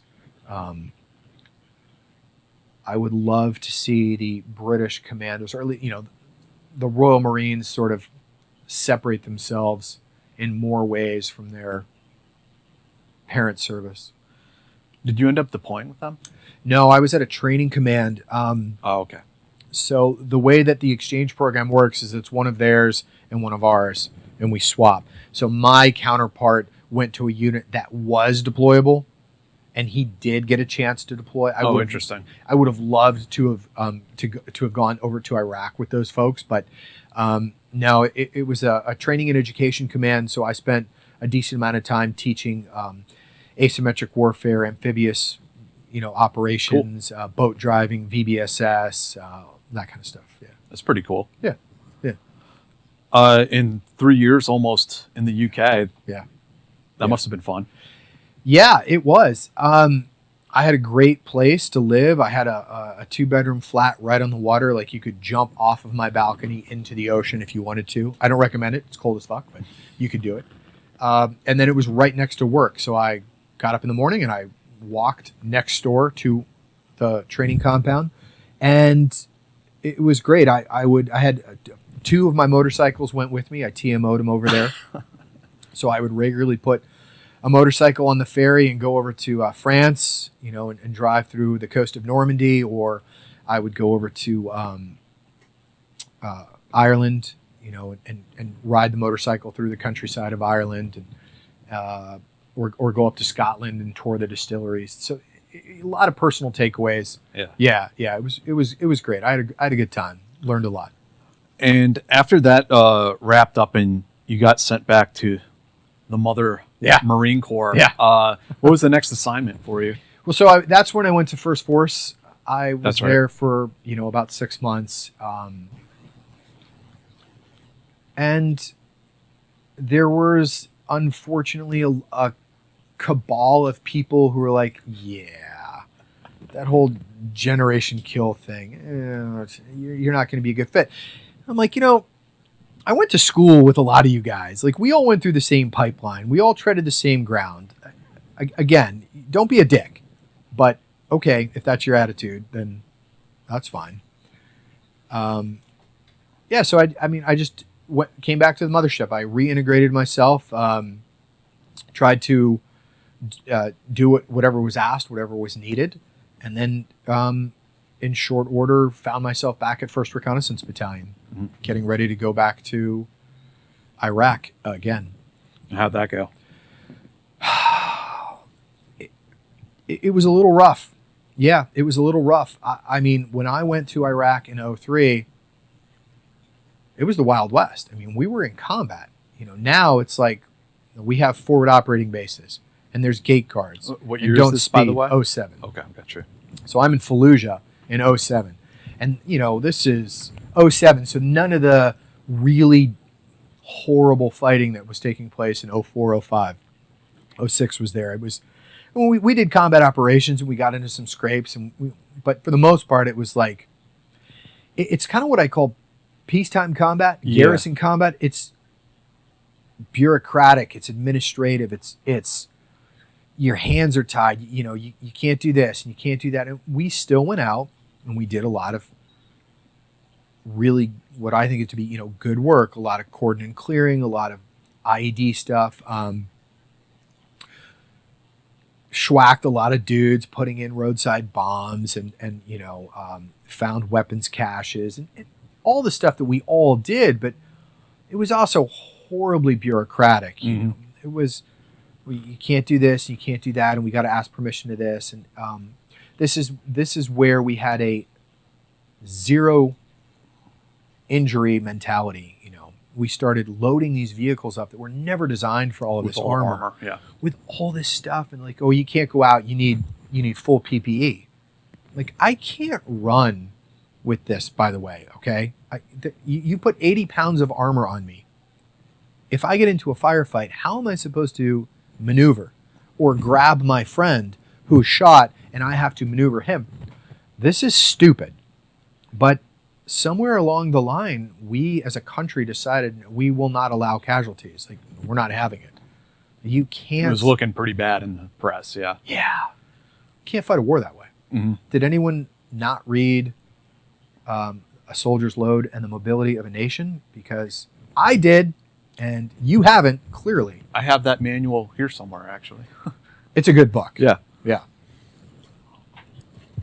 So the 2007 deployment was very different for me. I was also not a team leader. I was now a platoon sergeant, so senior enlisted for 24 individuals, and I had a pretty shitty platoon commander. Yeah. Yeah. Pretty shitty. He was a last-minute substitution. The original one rotated back to the United States because his significant other had cancer, and he's like, I'm out. Okay, thanks. And they substituted somebody else in, and this guy was a douche, a total douche. Did he come out of the recon community or? No, he was there, but he had no reconnaissance, and the officers typically don't. Mm-hmm. Usually, they're ground intelligence or aviation intelligence officers. Oh, I can see that being an issue. Yeah. Which, for the most part, is not a big deal because they understand the significance of the mission and the reconnaissance, and they are mature enough for the most part to be like, this is your area of expertise. I'll just sort of help mold you and point you in the direction. No, this guy was straight from the infantry. And he had some very didactic and rigid ideas about, the way things should be done. I'm like, okay. So how did that relationship end up working out? Not good. Not good. I also got into it with our first sergeant at the time a lot, like I said, it's not that I forgot I was in the Marine Corps. It was just that the reconnaissance community had always been a little to the right of center. You have the Marine Corps rank and file, rigid, like this is a Marine, and then over here you have recon, who I'm not saying shouldn't adhere to the norm, but by virtue of its mission set, doesn't. They have to adapt a little bit. A little bit. And I had a couple of individuals in the chain of command that were like, nope, this is the way we do business. I'm like, that's not how we do it. I'll do it that way because all of you outrank me, but fuck you. This is not how we do it. So yeah, there was some contention. We did not get along. We made it through. I made it through the deployment, clearly, but it wasn't fun. Wasn't enjoyable. Yeah. You felt hamstrung, it sounds like. Yeah, I was. I was hamstrung. I was really just ready for it to be over. Yeah. Yep. How long was that deployment? 7, 8 months. Yeah, it's a long time. It is. Yeah, it is. And again, it's Camp Fallujah, and everything had just been like all of the fun of war was stripped away because you're living in a pod and there's a dining facility and there's all these rules about this has to be done and this how you can use the shower, what you have to have with you when you go to the chow hall, and all this weird stuff. I'm like, this is not what I remember of 03. And for me to go from that period and really be away from the Marine Corps in England while all of this other stuff was going on and now reintegrated with it, I've got a platoon commander that I can't stand, and I've got some other people in the chain of command that are difficult and prickly to work with. It was just not a good experience. Yeah, I recall that it kind of being difficult because you're like, maybe it's a sense of entitlement, but also it's just culture shock that you're doing these like combat operations and then you come back to the FOB and there's like a whole one-page printout of the rules of how you're allowed to use the coffee maker. And it's like, feels weird, It does. And I think somewhere along the way, we just industrialized the whole process of fighting. Yeah.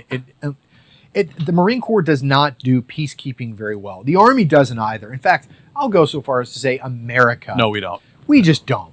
And that's what we were trying to do. You're fighting this asymmetric warfare. At the same time, we're trying to help the transitional government of Iraq. And it was just... Yeah. When the MPs are handing out speeding tickets on the FOBs, it's kind of like, what are we doing here, guys? Yeah. What are we doing? Oh, and the road guard vests. I don't even want to talk about fucking road guard vests. That was like a huge preoccupation. So yeah, I mean, I know exactly what you're talking about. And so where did you land after that Iraq deployment? Back at 1st Recon. I took over as the headquarters and service company gunny. Mm-hmm.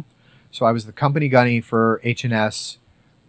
I did that for a little while and then got another platoon. And this time we were going to go on ship. So I was a platoon sergeant for a MEU, which coincidentally would be my last.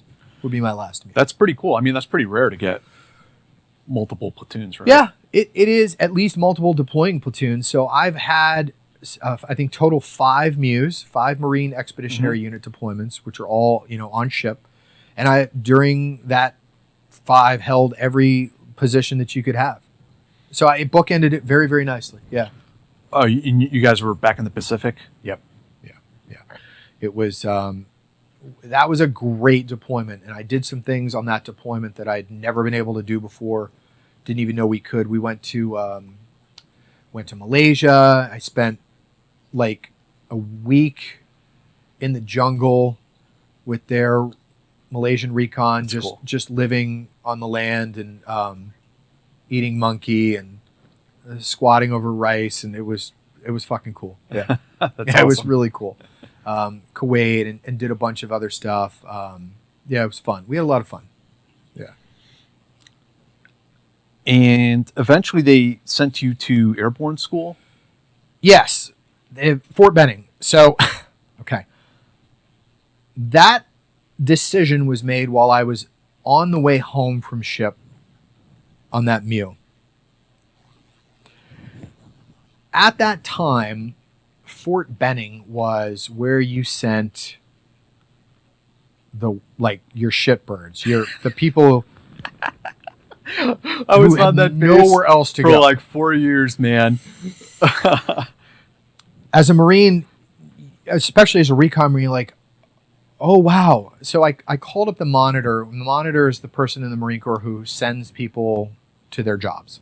Like, they have the big chessboard and they're like, this person's up for reassignment. Where do I need this person? And I'm an E7, so I'm not cannon fodder. I'm going to pick up E8.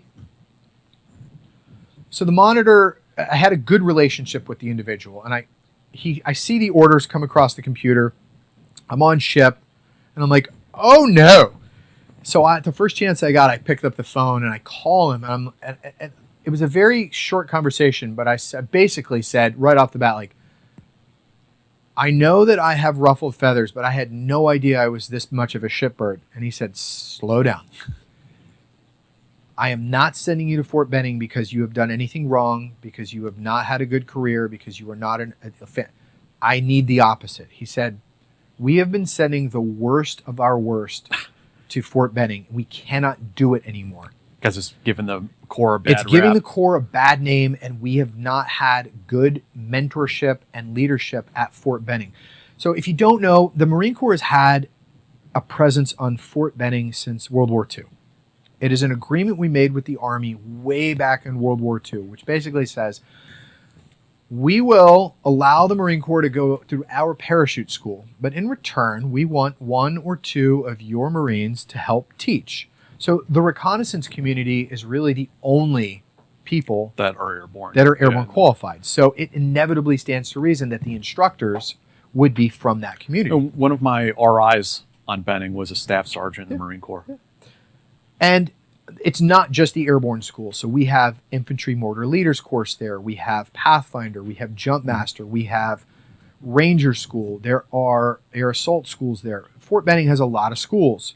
Each one of those schools has a Marine on the staff. All of those individuals have to be shepherded by somebody. That's what he was asking me to do. And I'm like, okay, I hate you, but I will go do this. And I did. Fort Benning was an interesting tour. You know, from having worked there. I was part of the Marine detachment. I was the infantry operations chief for the Marine detachment. And it was very small. There was only 12 of us. It grew later. There was a time where the tank school that used to be at Knox was bracked, closed. They put all of that structure at Fort Benning. Fort Benning changes from the maneuver center or infantry center of excellence to the maneuver center of excellence. Doesn't matter. So now Marine Corps tanks are there. And we went from a 12 individual mom and pop detachment to, we have 90 people here now. And that was interesting. Yeah. And how was it providing that coaching, teaching, and mentoring to young Marines, young recon Marines coming through airborne school? So I spent a year as a static line jump master instructor. That was the first thing that I did. Okay, that's cool. Yeah. After that, I went into the office and was just, permanently in the office as the operations chief, essentially. So part of the duties and responsibilities would be to talk to the Marines when they showed up for the basic airborne school, or Marines that were showing up for Ranger school, or it didn't matter what. Like, I would be the guy that come by. Right. I was a master sergeant. I picked up master sergeant, so E8 halfway through that tour. And I would just be, let's talk a little bit there, young sergeant. So welcome to the Army. You are going to be called sergeant, whether you're an E5 or an E8. They all get called gunny. Yep. Yeah. Either gunny or sergeant. So I'd make one correction a day. That was my quota. As an E8 or an E7 at that time, a lot of the soldiers would refer to me as sergeant. I'm like, I'm not a fucking sergeant. I'm a gunnery sergeant or a master sergeant, but one correction a day. After that, I reached my quota. And I would just help manage expectations. There were a lot of Marines that would come through the schools, and as Marines, for example, we don't wear PT gear in the mess hall. We just don't. It's horribly forbidden. Nobody would ever think to do that. But in the Army, after whatever, you're going to go eat in PT gear. And so sometimes you'd have an overzealous staff sergeant who'd be like, everyone's going back to change. And I'd have to be, listen, dude, they can't do that. There's a schedule. They don't have time for that. Just leave the little guys alone. Things like that. Or, there was, I don't even know if I should say this. There was a senior enlisted Marine who failed the physical fitness test for the basic airborne course. Yikes. Yeah, it was good. He then lied to his parent unit and said that he didn't fail, that there was an administrative error, that he was being recycled to the next class. So I had the unpleasant conversation with his unit to say, yeah, that's not what happened. He didn't come back, oddly enough. I always found the Marines that going through those schools to be pretty squared away. I think it might have been the SEALs that needed adult supervision. They did, and they stopped going through that school. Yeah, I know. Back in the day. Do you remember, I don't know if this was still going on, and it sounds so bizarre to say this out loud. People watching this are probably like, what the hell? When we went through airborne school, they would check to make sure that you weren't wearing underwear under your PTs. Because they're like, we have to monitor how hot or over heat exhaustion or something like that. Possibly. And so they would do these random underwear spot checks on guys. And one of the SEALs decided to wear lingerie underneath his PTs one day. Yeah. So they check and he's wearing a thong from Victoria's Secret or something. I went through the basic airborne course as a student, I want to say in 2002. Mm-hmm. It was one of the first things I did after Afghanistan, and then free fall school the next year. And we went through, and there were still SEALs there. And it was I look back now and I think to myself, what a freaking joke it must have been for those guys. Yeah, it was. Absolutely. To finish BUD/S, you'd be like, really? Yeah. This? And they've proven clearly, because their parachute school is 1 week now, that it doesn't take 3 weeks to jump out of a plane. Yeah, that really feels like a relic of World War II. It so does. Yeah. And there were complaints too. As I remember, as we were getting out of the Army, they were trying to change things, because you remember, to do a training jump, that's an all-day event. Yeah. To come in and do your sustained airborne training, drop parachutes, JMPIs, go down to the hangar, rig up. Yeah. It's like a full day event. It's does it really need to be? It's a lot of work. And I got to say, I still think strategically, does an airborne unit have worth?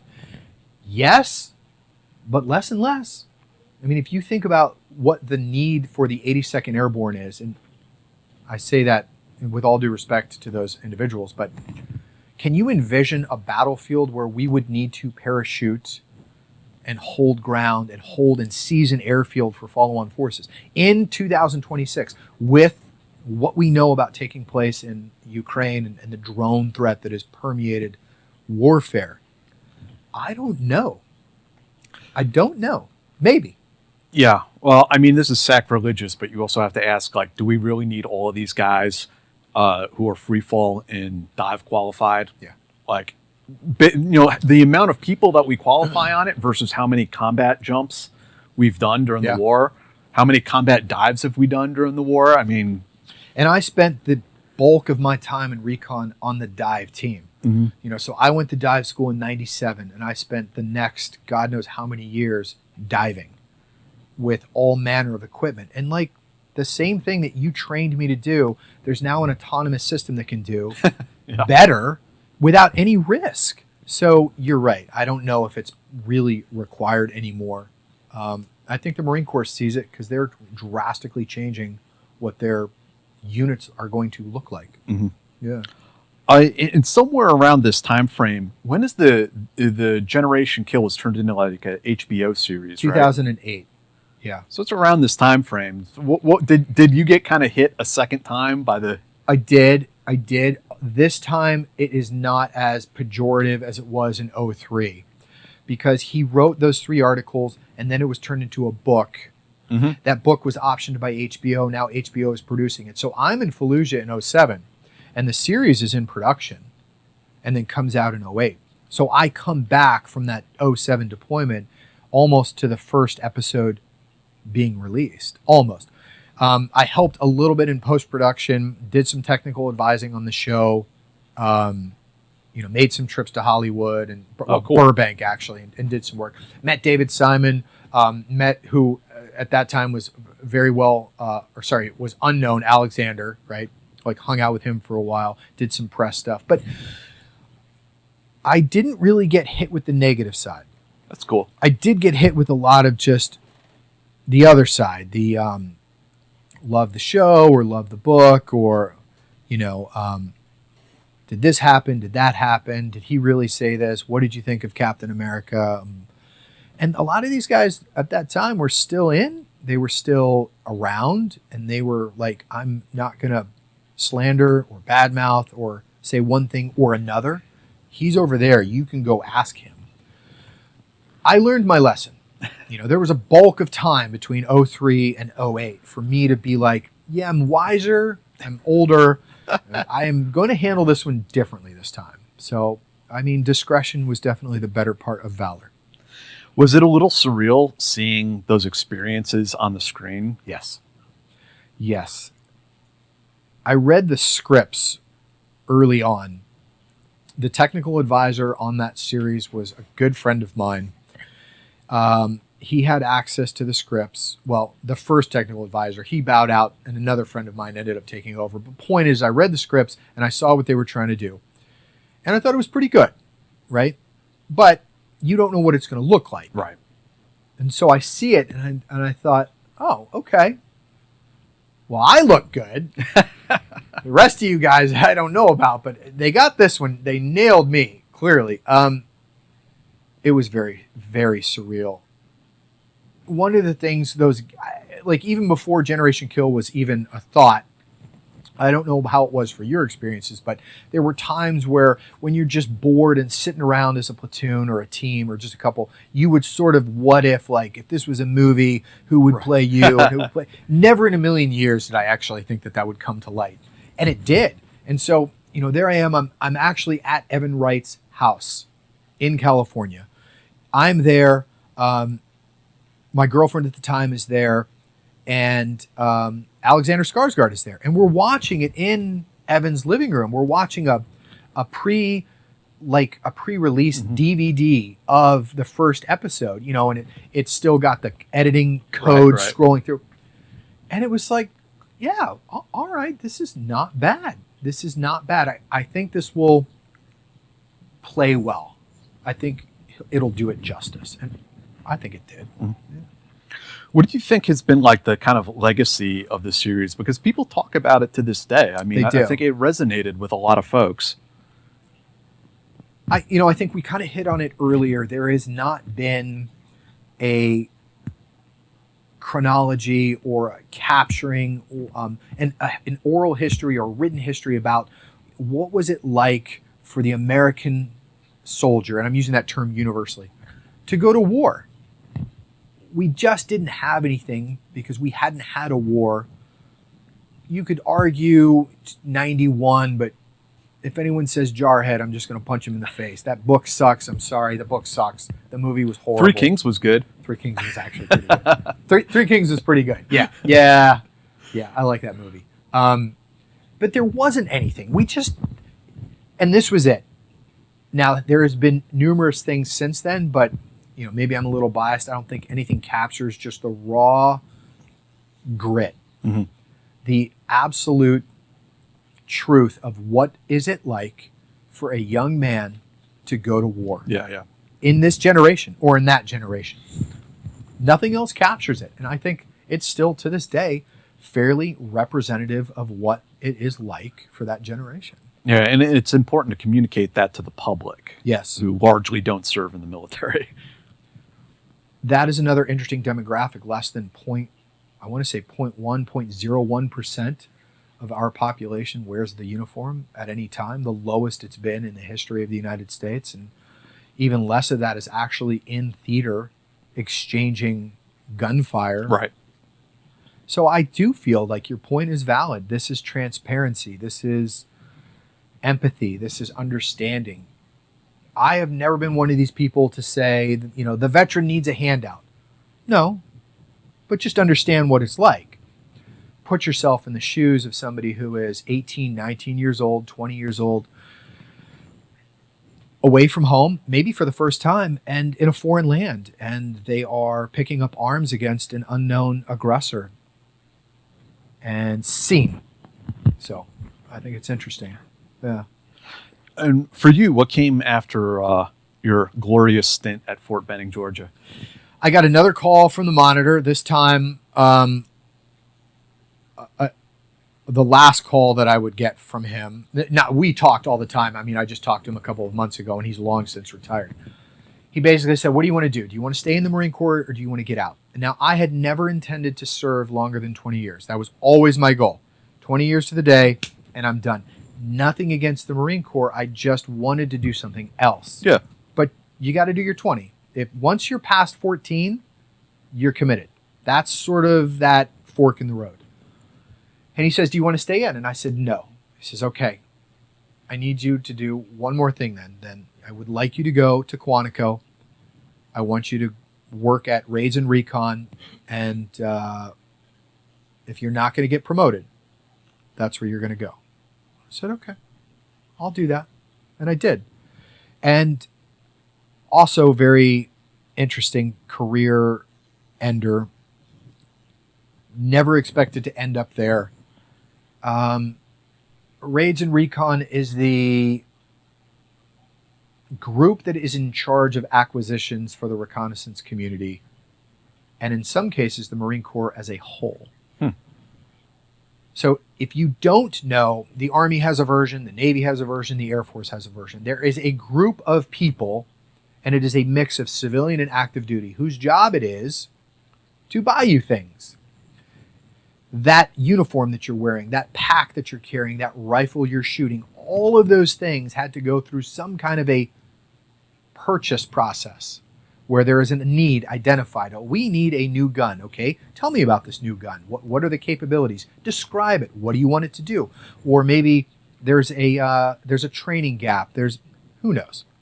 Well, you've got to have a group of smart people, engineers, logisticians, subject matter experts who say, oh, well, they need a new gun and it has to fit this criteria. Well, then that means it must be. You get the idea. So that's what I did. I was a project officer for Raids and Recon. I had a portfolio I was in charge of, which were boats and engines, breaching equipment, and Hurst equipment. Hurst? Helicopter rope suspension training. So all of the Army's air assault equipment. Gotcha. Right? In the Marine Corps, we call it Hurst.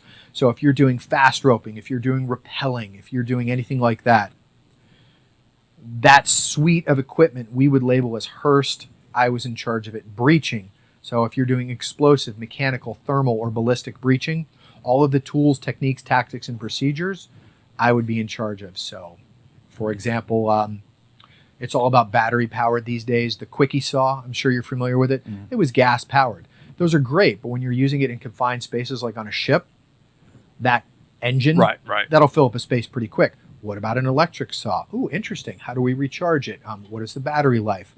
Does it have enough horsepower to get through a bulkhead of a ship? Right. If I have all that stuff. But predominantly it was boats. The Marine Corps uses an inflatable craft called a Zodiac. You guys do too. Everybody uses it. It's kind of old technology. There's new stuff out there. So I worked on trying to bring that to market. And then a lot of parachute testing. Go out to Yuma and, get new data for new glide data, release data for the parachutes, or a lot of underwater propulsion testing, a lot of diving, stuff like that. And then just going out to industry and talking to people and going to trade shows and finding new things. And That must have been actually a pretty good gig to help you transition into the civilian world. I don't know what you did in retirement, but I worked after the Marine Corps. Do you want to jump ahead? yeah. Okay. I mean, unless there's something in between the two that. Not really. I got out of the Marine Corps on a Friday, and on a Saturday I was flying to my new job. Yeah. So I spent the last about 10 years in the intelligence community after the Marine Corps. A good friend of mine was already doing the job, and it's kind of one of those jobs where it's word of mouth. There's no website you can go to. There's no resume you can send. There's no application process. It's just like, hey, you interested in doing some work? Yeah, sure. What's the job? Can't tell you. Okay. Would I like it? Yeah. Well, can you tell me anything about it? No. You want to do it? Okay, let's try it. And it was like that. My name was dropped. Phone call was made.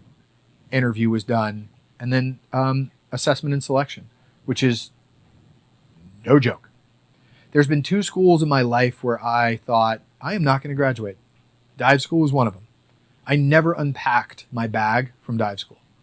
I went from Okinawa, Japan in 97 to Panama City, Florida, to the Naval Diving, Salving, and Training Unit for Marine Combatant Dive. I loved that school, and I could swim like a fish, but I could not run to save my life. And they had extremely rigid PT standards. And I'm like, I am not going to pass this course. So I never unpacked my bag. And I graduated, and I loved it, and it was great. But the other thing that I thought there's no effing way I was going to pass was the assessment and selection for my last job. How come? The shooting standards are incredible. I mean, there were guys from, pick a unit, doesn't matter, all the letters that you could think of. They had guys there from all of those. You have a 78% attrition rate. It's hard. And I'm not a shooter. Not like, I can shoot the long gun, but my pistol skills are just average, and they couldn't be average. And so I was really worried about it. And I had about 3 months to prepare, and I spent a lot of time doing a lot of shooting and a lot of things wrong.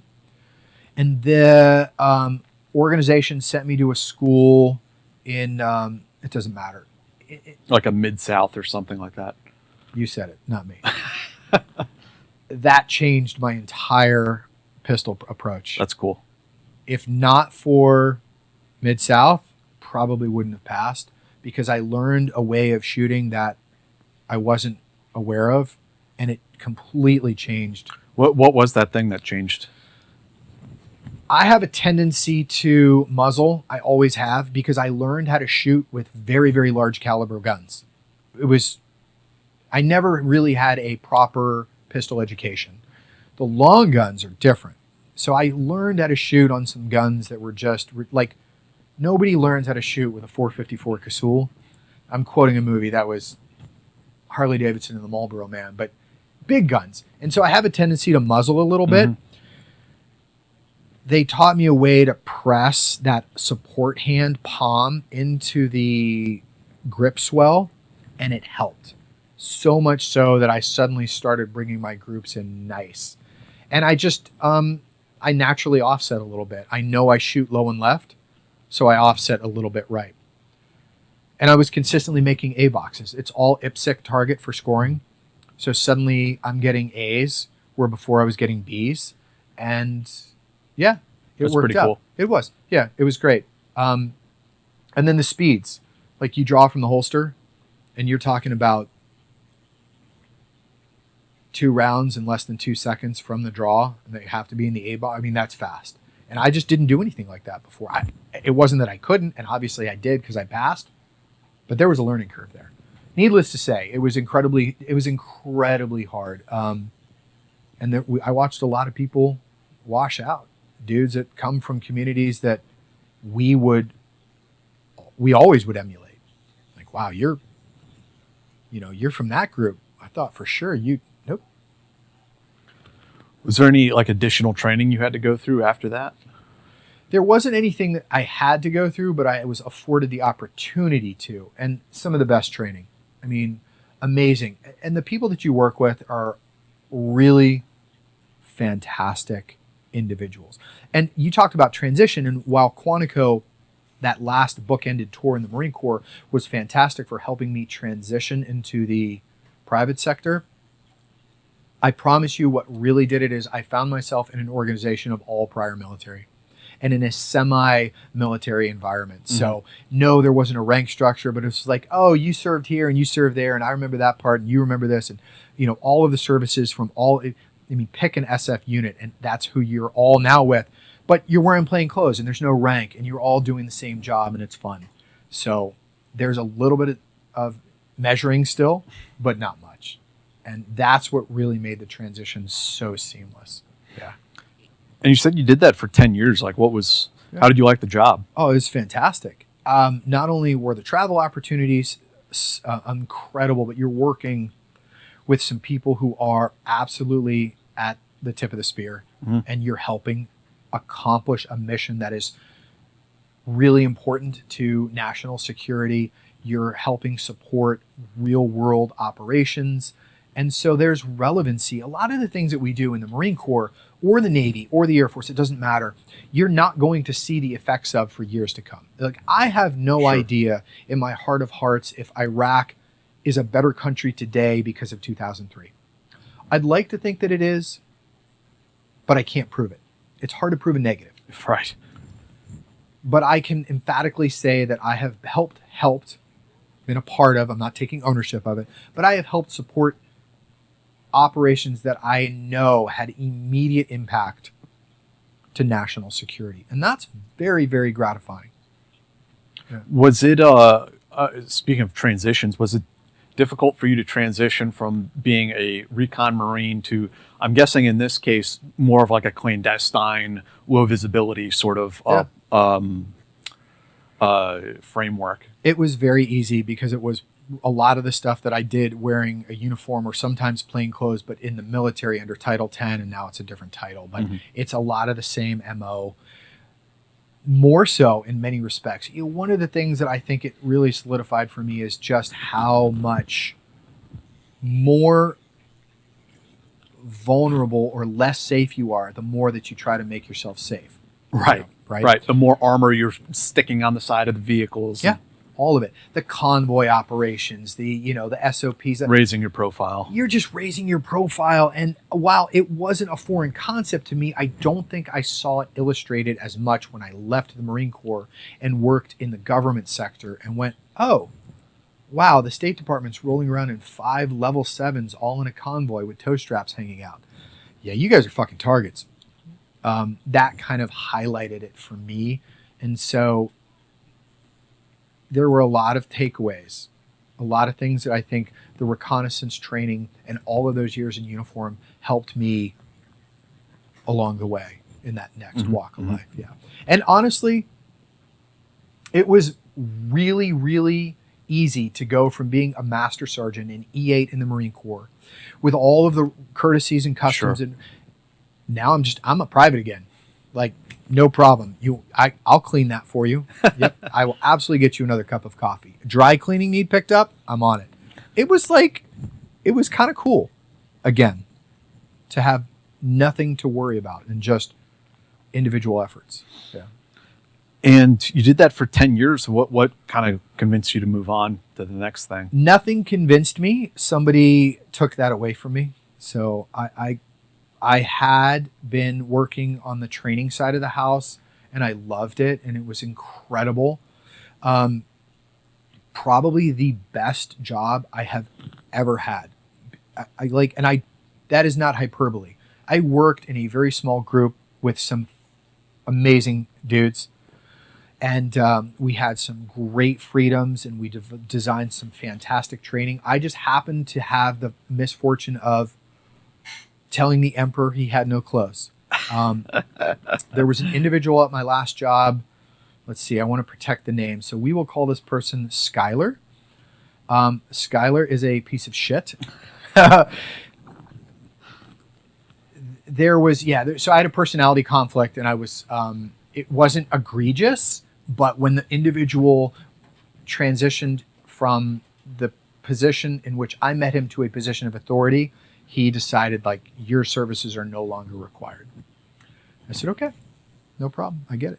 And in hindsight, it's probably good because it afforded me the opportunity to do this, to do the Carry On podcast, to have conversations with individuals such as yourself about my story, about what comes next, and then all of the projects and things that Carry On allow for. Because I couldn't do it in my last job.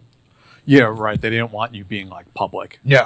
No, you would have had to have asked permission for each and every, podcast ahead of time for each and every, all of it. That's actually interesting because I also got to see how to phrase this. There's a guy that once worked for me and wrote for me, and I think he did the same job you did. Yeah. But the client did not give a shit as long as he wasn't writing about the client. Fair. Yeah. If you're writing about the Marine Corps, they're cool. No problem. Yeah. I think it's part and parcel due to my systems access. There's rules for individuals that have access to the system and those that don't. So if you have a TSSCI and you have the ability to log into these classified systems, you're under much greater restrictions than if you don't. And I think that could make sense. That's why. Yeah, just by virtue of doing the job, you are still restricted, but not to the degree that somebody who is doing the job, and you can log into the system. They want to make sure that you're, not talking about things that you shouldn't, sharing locations that you shouldn't. And I get it, man. There's a lot of people that currently hold TSSCIs that shouldn't. I think 1.2 million. Yeah, it's and, crazy. As we've seen through the news, some of you guys don't need it. Yeah, the military especially hands them out like candy. They do. And it's funny because when I left the Marine Corps, I had a TS, and then I went to the new job, and they're like, have you ever held a TS before? I said, yes. They're like, who have you had it with? I said, the Marine Corps. It's like, oh, that's so cute. Yeah, we don't fucking care. That we don't recognize that. Like, they don't care at all. Like, we're starting from scratch. And then I guess I kind of realized, like, oh, there's different degrees of, like, wow, okay, I get it now. Yeah. Well, yeah, they don't put military guys through a lifestyle. Poly is one of the big differences. Yeah, huge. So, yeah, when you go through that, you're definitely, like, put through the ringer. Yeah. I don't know how most military guys can even pass that. Yeah. Absolutely. I passed mine, so it can be done, but yeah. Interesting. So since you've left that position behind or were helped out of that position, what's been consuming your time since then? Well, I have some side businesses. I have a distillery. Cool. Yep. Single malt and a bourbon. I do have a small gun business, manufacturing, and I can do modifications and then from whole metal AR-15s, AKs. So I do that, and I've had those like for fabrication. A while. Yep. Oh wow. Yep. And then I'm back in school for my master's degree, and that's taking up a lot of my time. I do have children. They take up a lot of my time. And then the podcast and the story and the conversation. I'm very motivated and passionate to shepherd that and grow and continue to, see where it goes. Have conversations with folks. Tell us where people can go to find the distillery and the gun business. They both have websites. The distillery is called Raider Distilling, It is an homage to the Marine Raiders of World War II. I was not creating that title because of MARSOC, but I certainly don't mean any disrespect to the MARSOC folks. The bottle, the website, the history of the distillery, if you will, it's all goes back to World War II and those Marine Raiders. So that's why I named it what I named it. The gun business, very innocuous. It's Bravo 2-1 Tactical, and it's named so because of my platoon in Iraq in 03. It was, Bravo Company, 2nd Platoon, Team 1. So Bravo 2-1 Tactical is the website. So folks can go if they want. Yeah. And we spoke about it a little bit early on in the podcast, but the Carry On podcast. Yes. And tell people again where they can go to find that. They can go to bradcolbert.us. Okay. Really easy to remember. bradcolbert.us is the splash page for the website. And then from there, it talks about all of the different styles of interviews or videos that we do. And there's a variety of things that people may identify with. But our bread and butter is our weekly sit rep, we call it. So we talk about some current events, about an hour and a half of discussion with news and stories that are relevant to the day. Yeah. You got anything coming up that you're particularly excited about that you tease a little bit? Well, we're working our way through the Generation Kill platoon. We've had several individuals come on. We are going to have Rudy Reyes next month. People seem to be very excited about Rudy. He is a individual that was portrayed in the book. He actually portrays himself in the show. He is on television now. He does one of those Special Forces shows. Cool. So he seems to be very popular. We're going to have him on next month in July. So I think people will probably be excited about that. And we're just going to continue to work. Nate Fick is going to come on the show. He was the platoon commander for that time. And we have a few others, all of which are forthcoming. And we also have authors, too. Regularly have authors. We've had a couple that are coming up soon. Jody Fletcher has a book out. Andy Pretty has a book out, all of which are available in future episodes coming up. Super cool. Yeah. And we'll have links down in the description for people who are watching this on YouTube or podcast or whatever. We'll have links to all of these places. Before we get going today, Brad, is there anything that you wish I had asked? Anything I failed to cover here that you'd like to put out there? I liked the opportunity to come on the show and talk about some of the history that I have been witness to and some of the stories that have brought me where I am. But honestly, the one thing that I feel I've always tried to let people know is I'm standing on the shoulders of giants. I love the fact that people identify with the Generation Kill story. They may have been inspired by myself or others that are depicted in that story, but I still look back to the men from, Vietnam or World War II, and there's not that many left, less and less every day. And the things that they did, I've been to Normandy. I've seen the sand. I've touched those pillboxes that the American Rangers had to cliff assault to get to. I didn't do anything. The shores of Tripoli, Marine Corps has been around for a while. Yeah. I've been to what was the Beirut barracks in Lebanon. It's now an airport, but I've seen that soil. I've been to the beaches at Tripoli. I have touched that sand. All of these places, I stand on the shoulders of giants. I am so humbled to have been a part of the Marine Corps' story, but also just the story of all of us who have sacrificed. My hat's off to them. Yeah. That's great. Well, best of luck with the podcast, the businesses. It sounds like you're doing good stuff. I appreciate it, my friend. Thank you for having me on your show. Yeah, thanks for making the trip out here to New York. It's my pleasure. Yeah, really. So thank you, everyone who joined us today, and we'll see you guys next time. Hey, guys, I want to take a moment to tell you about the Team House podcast newsletter.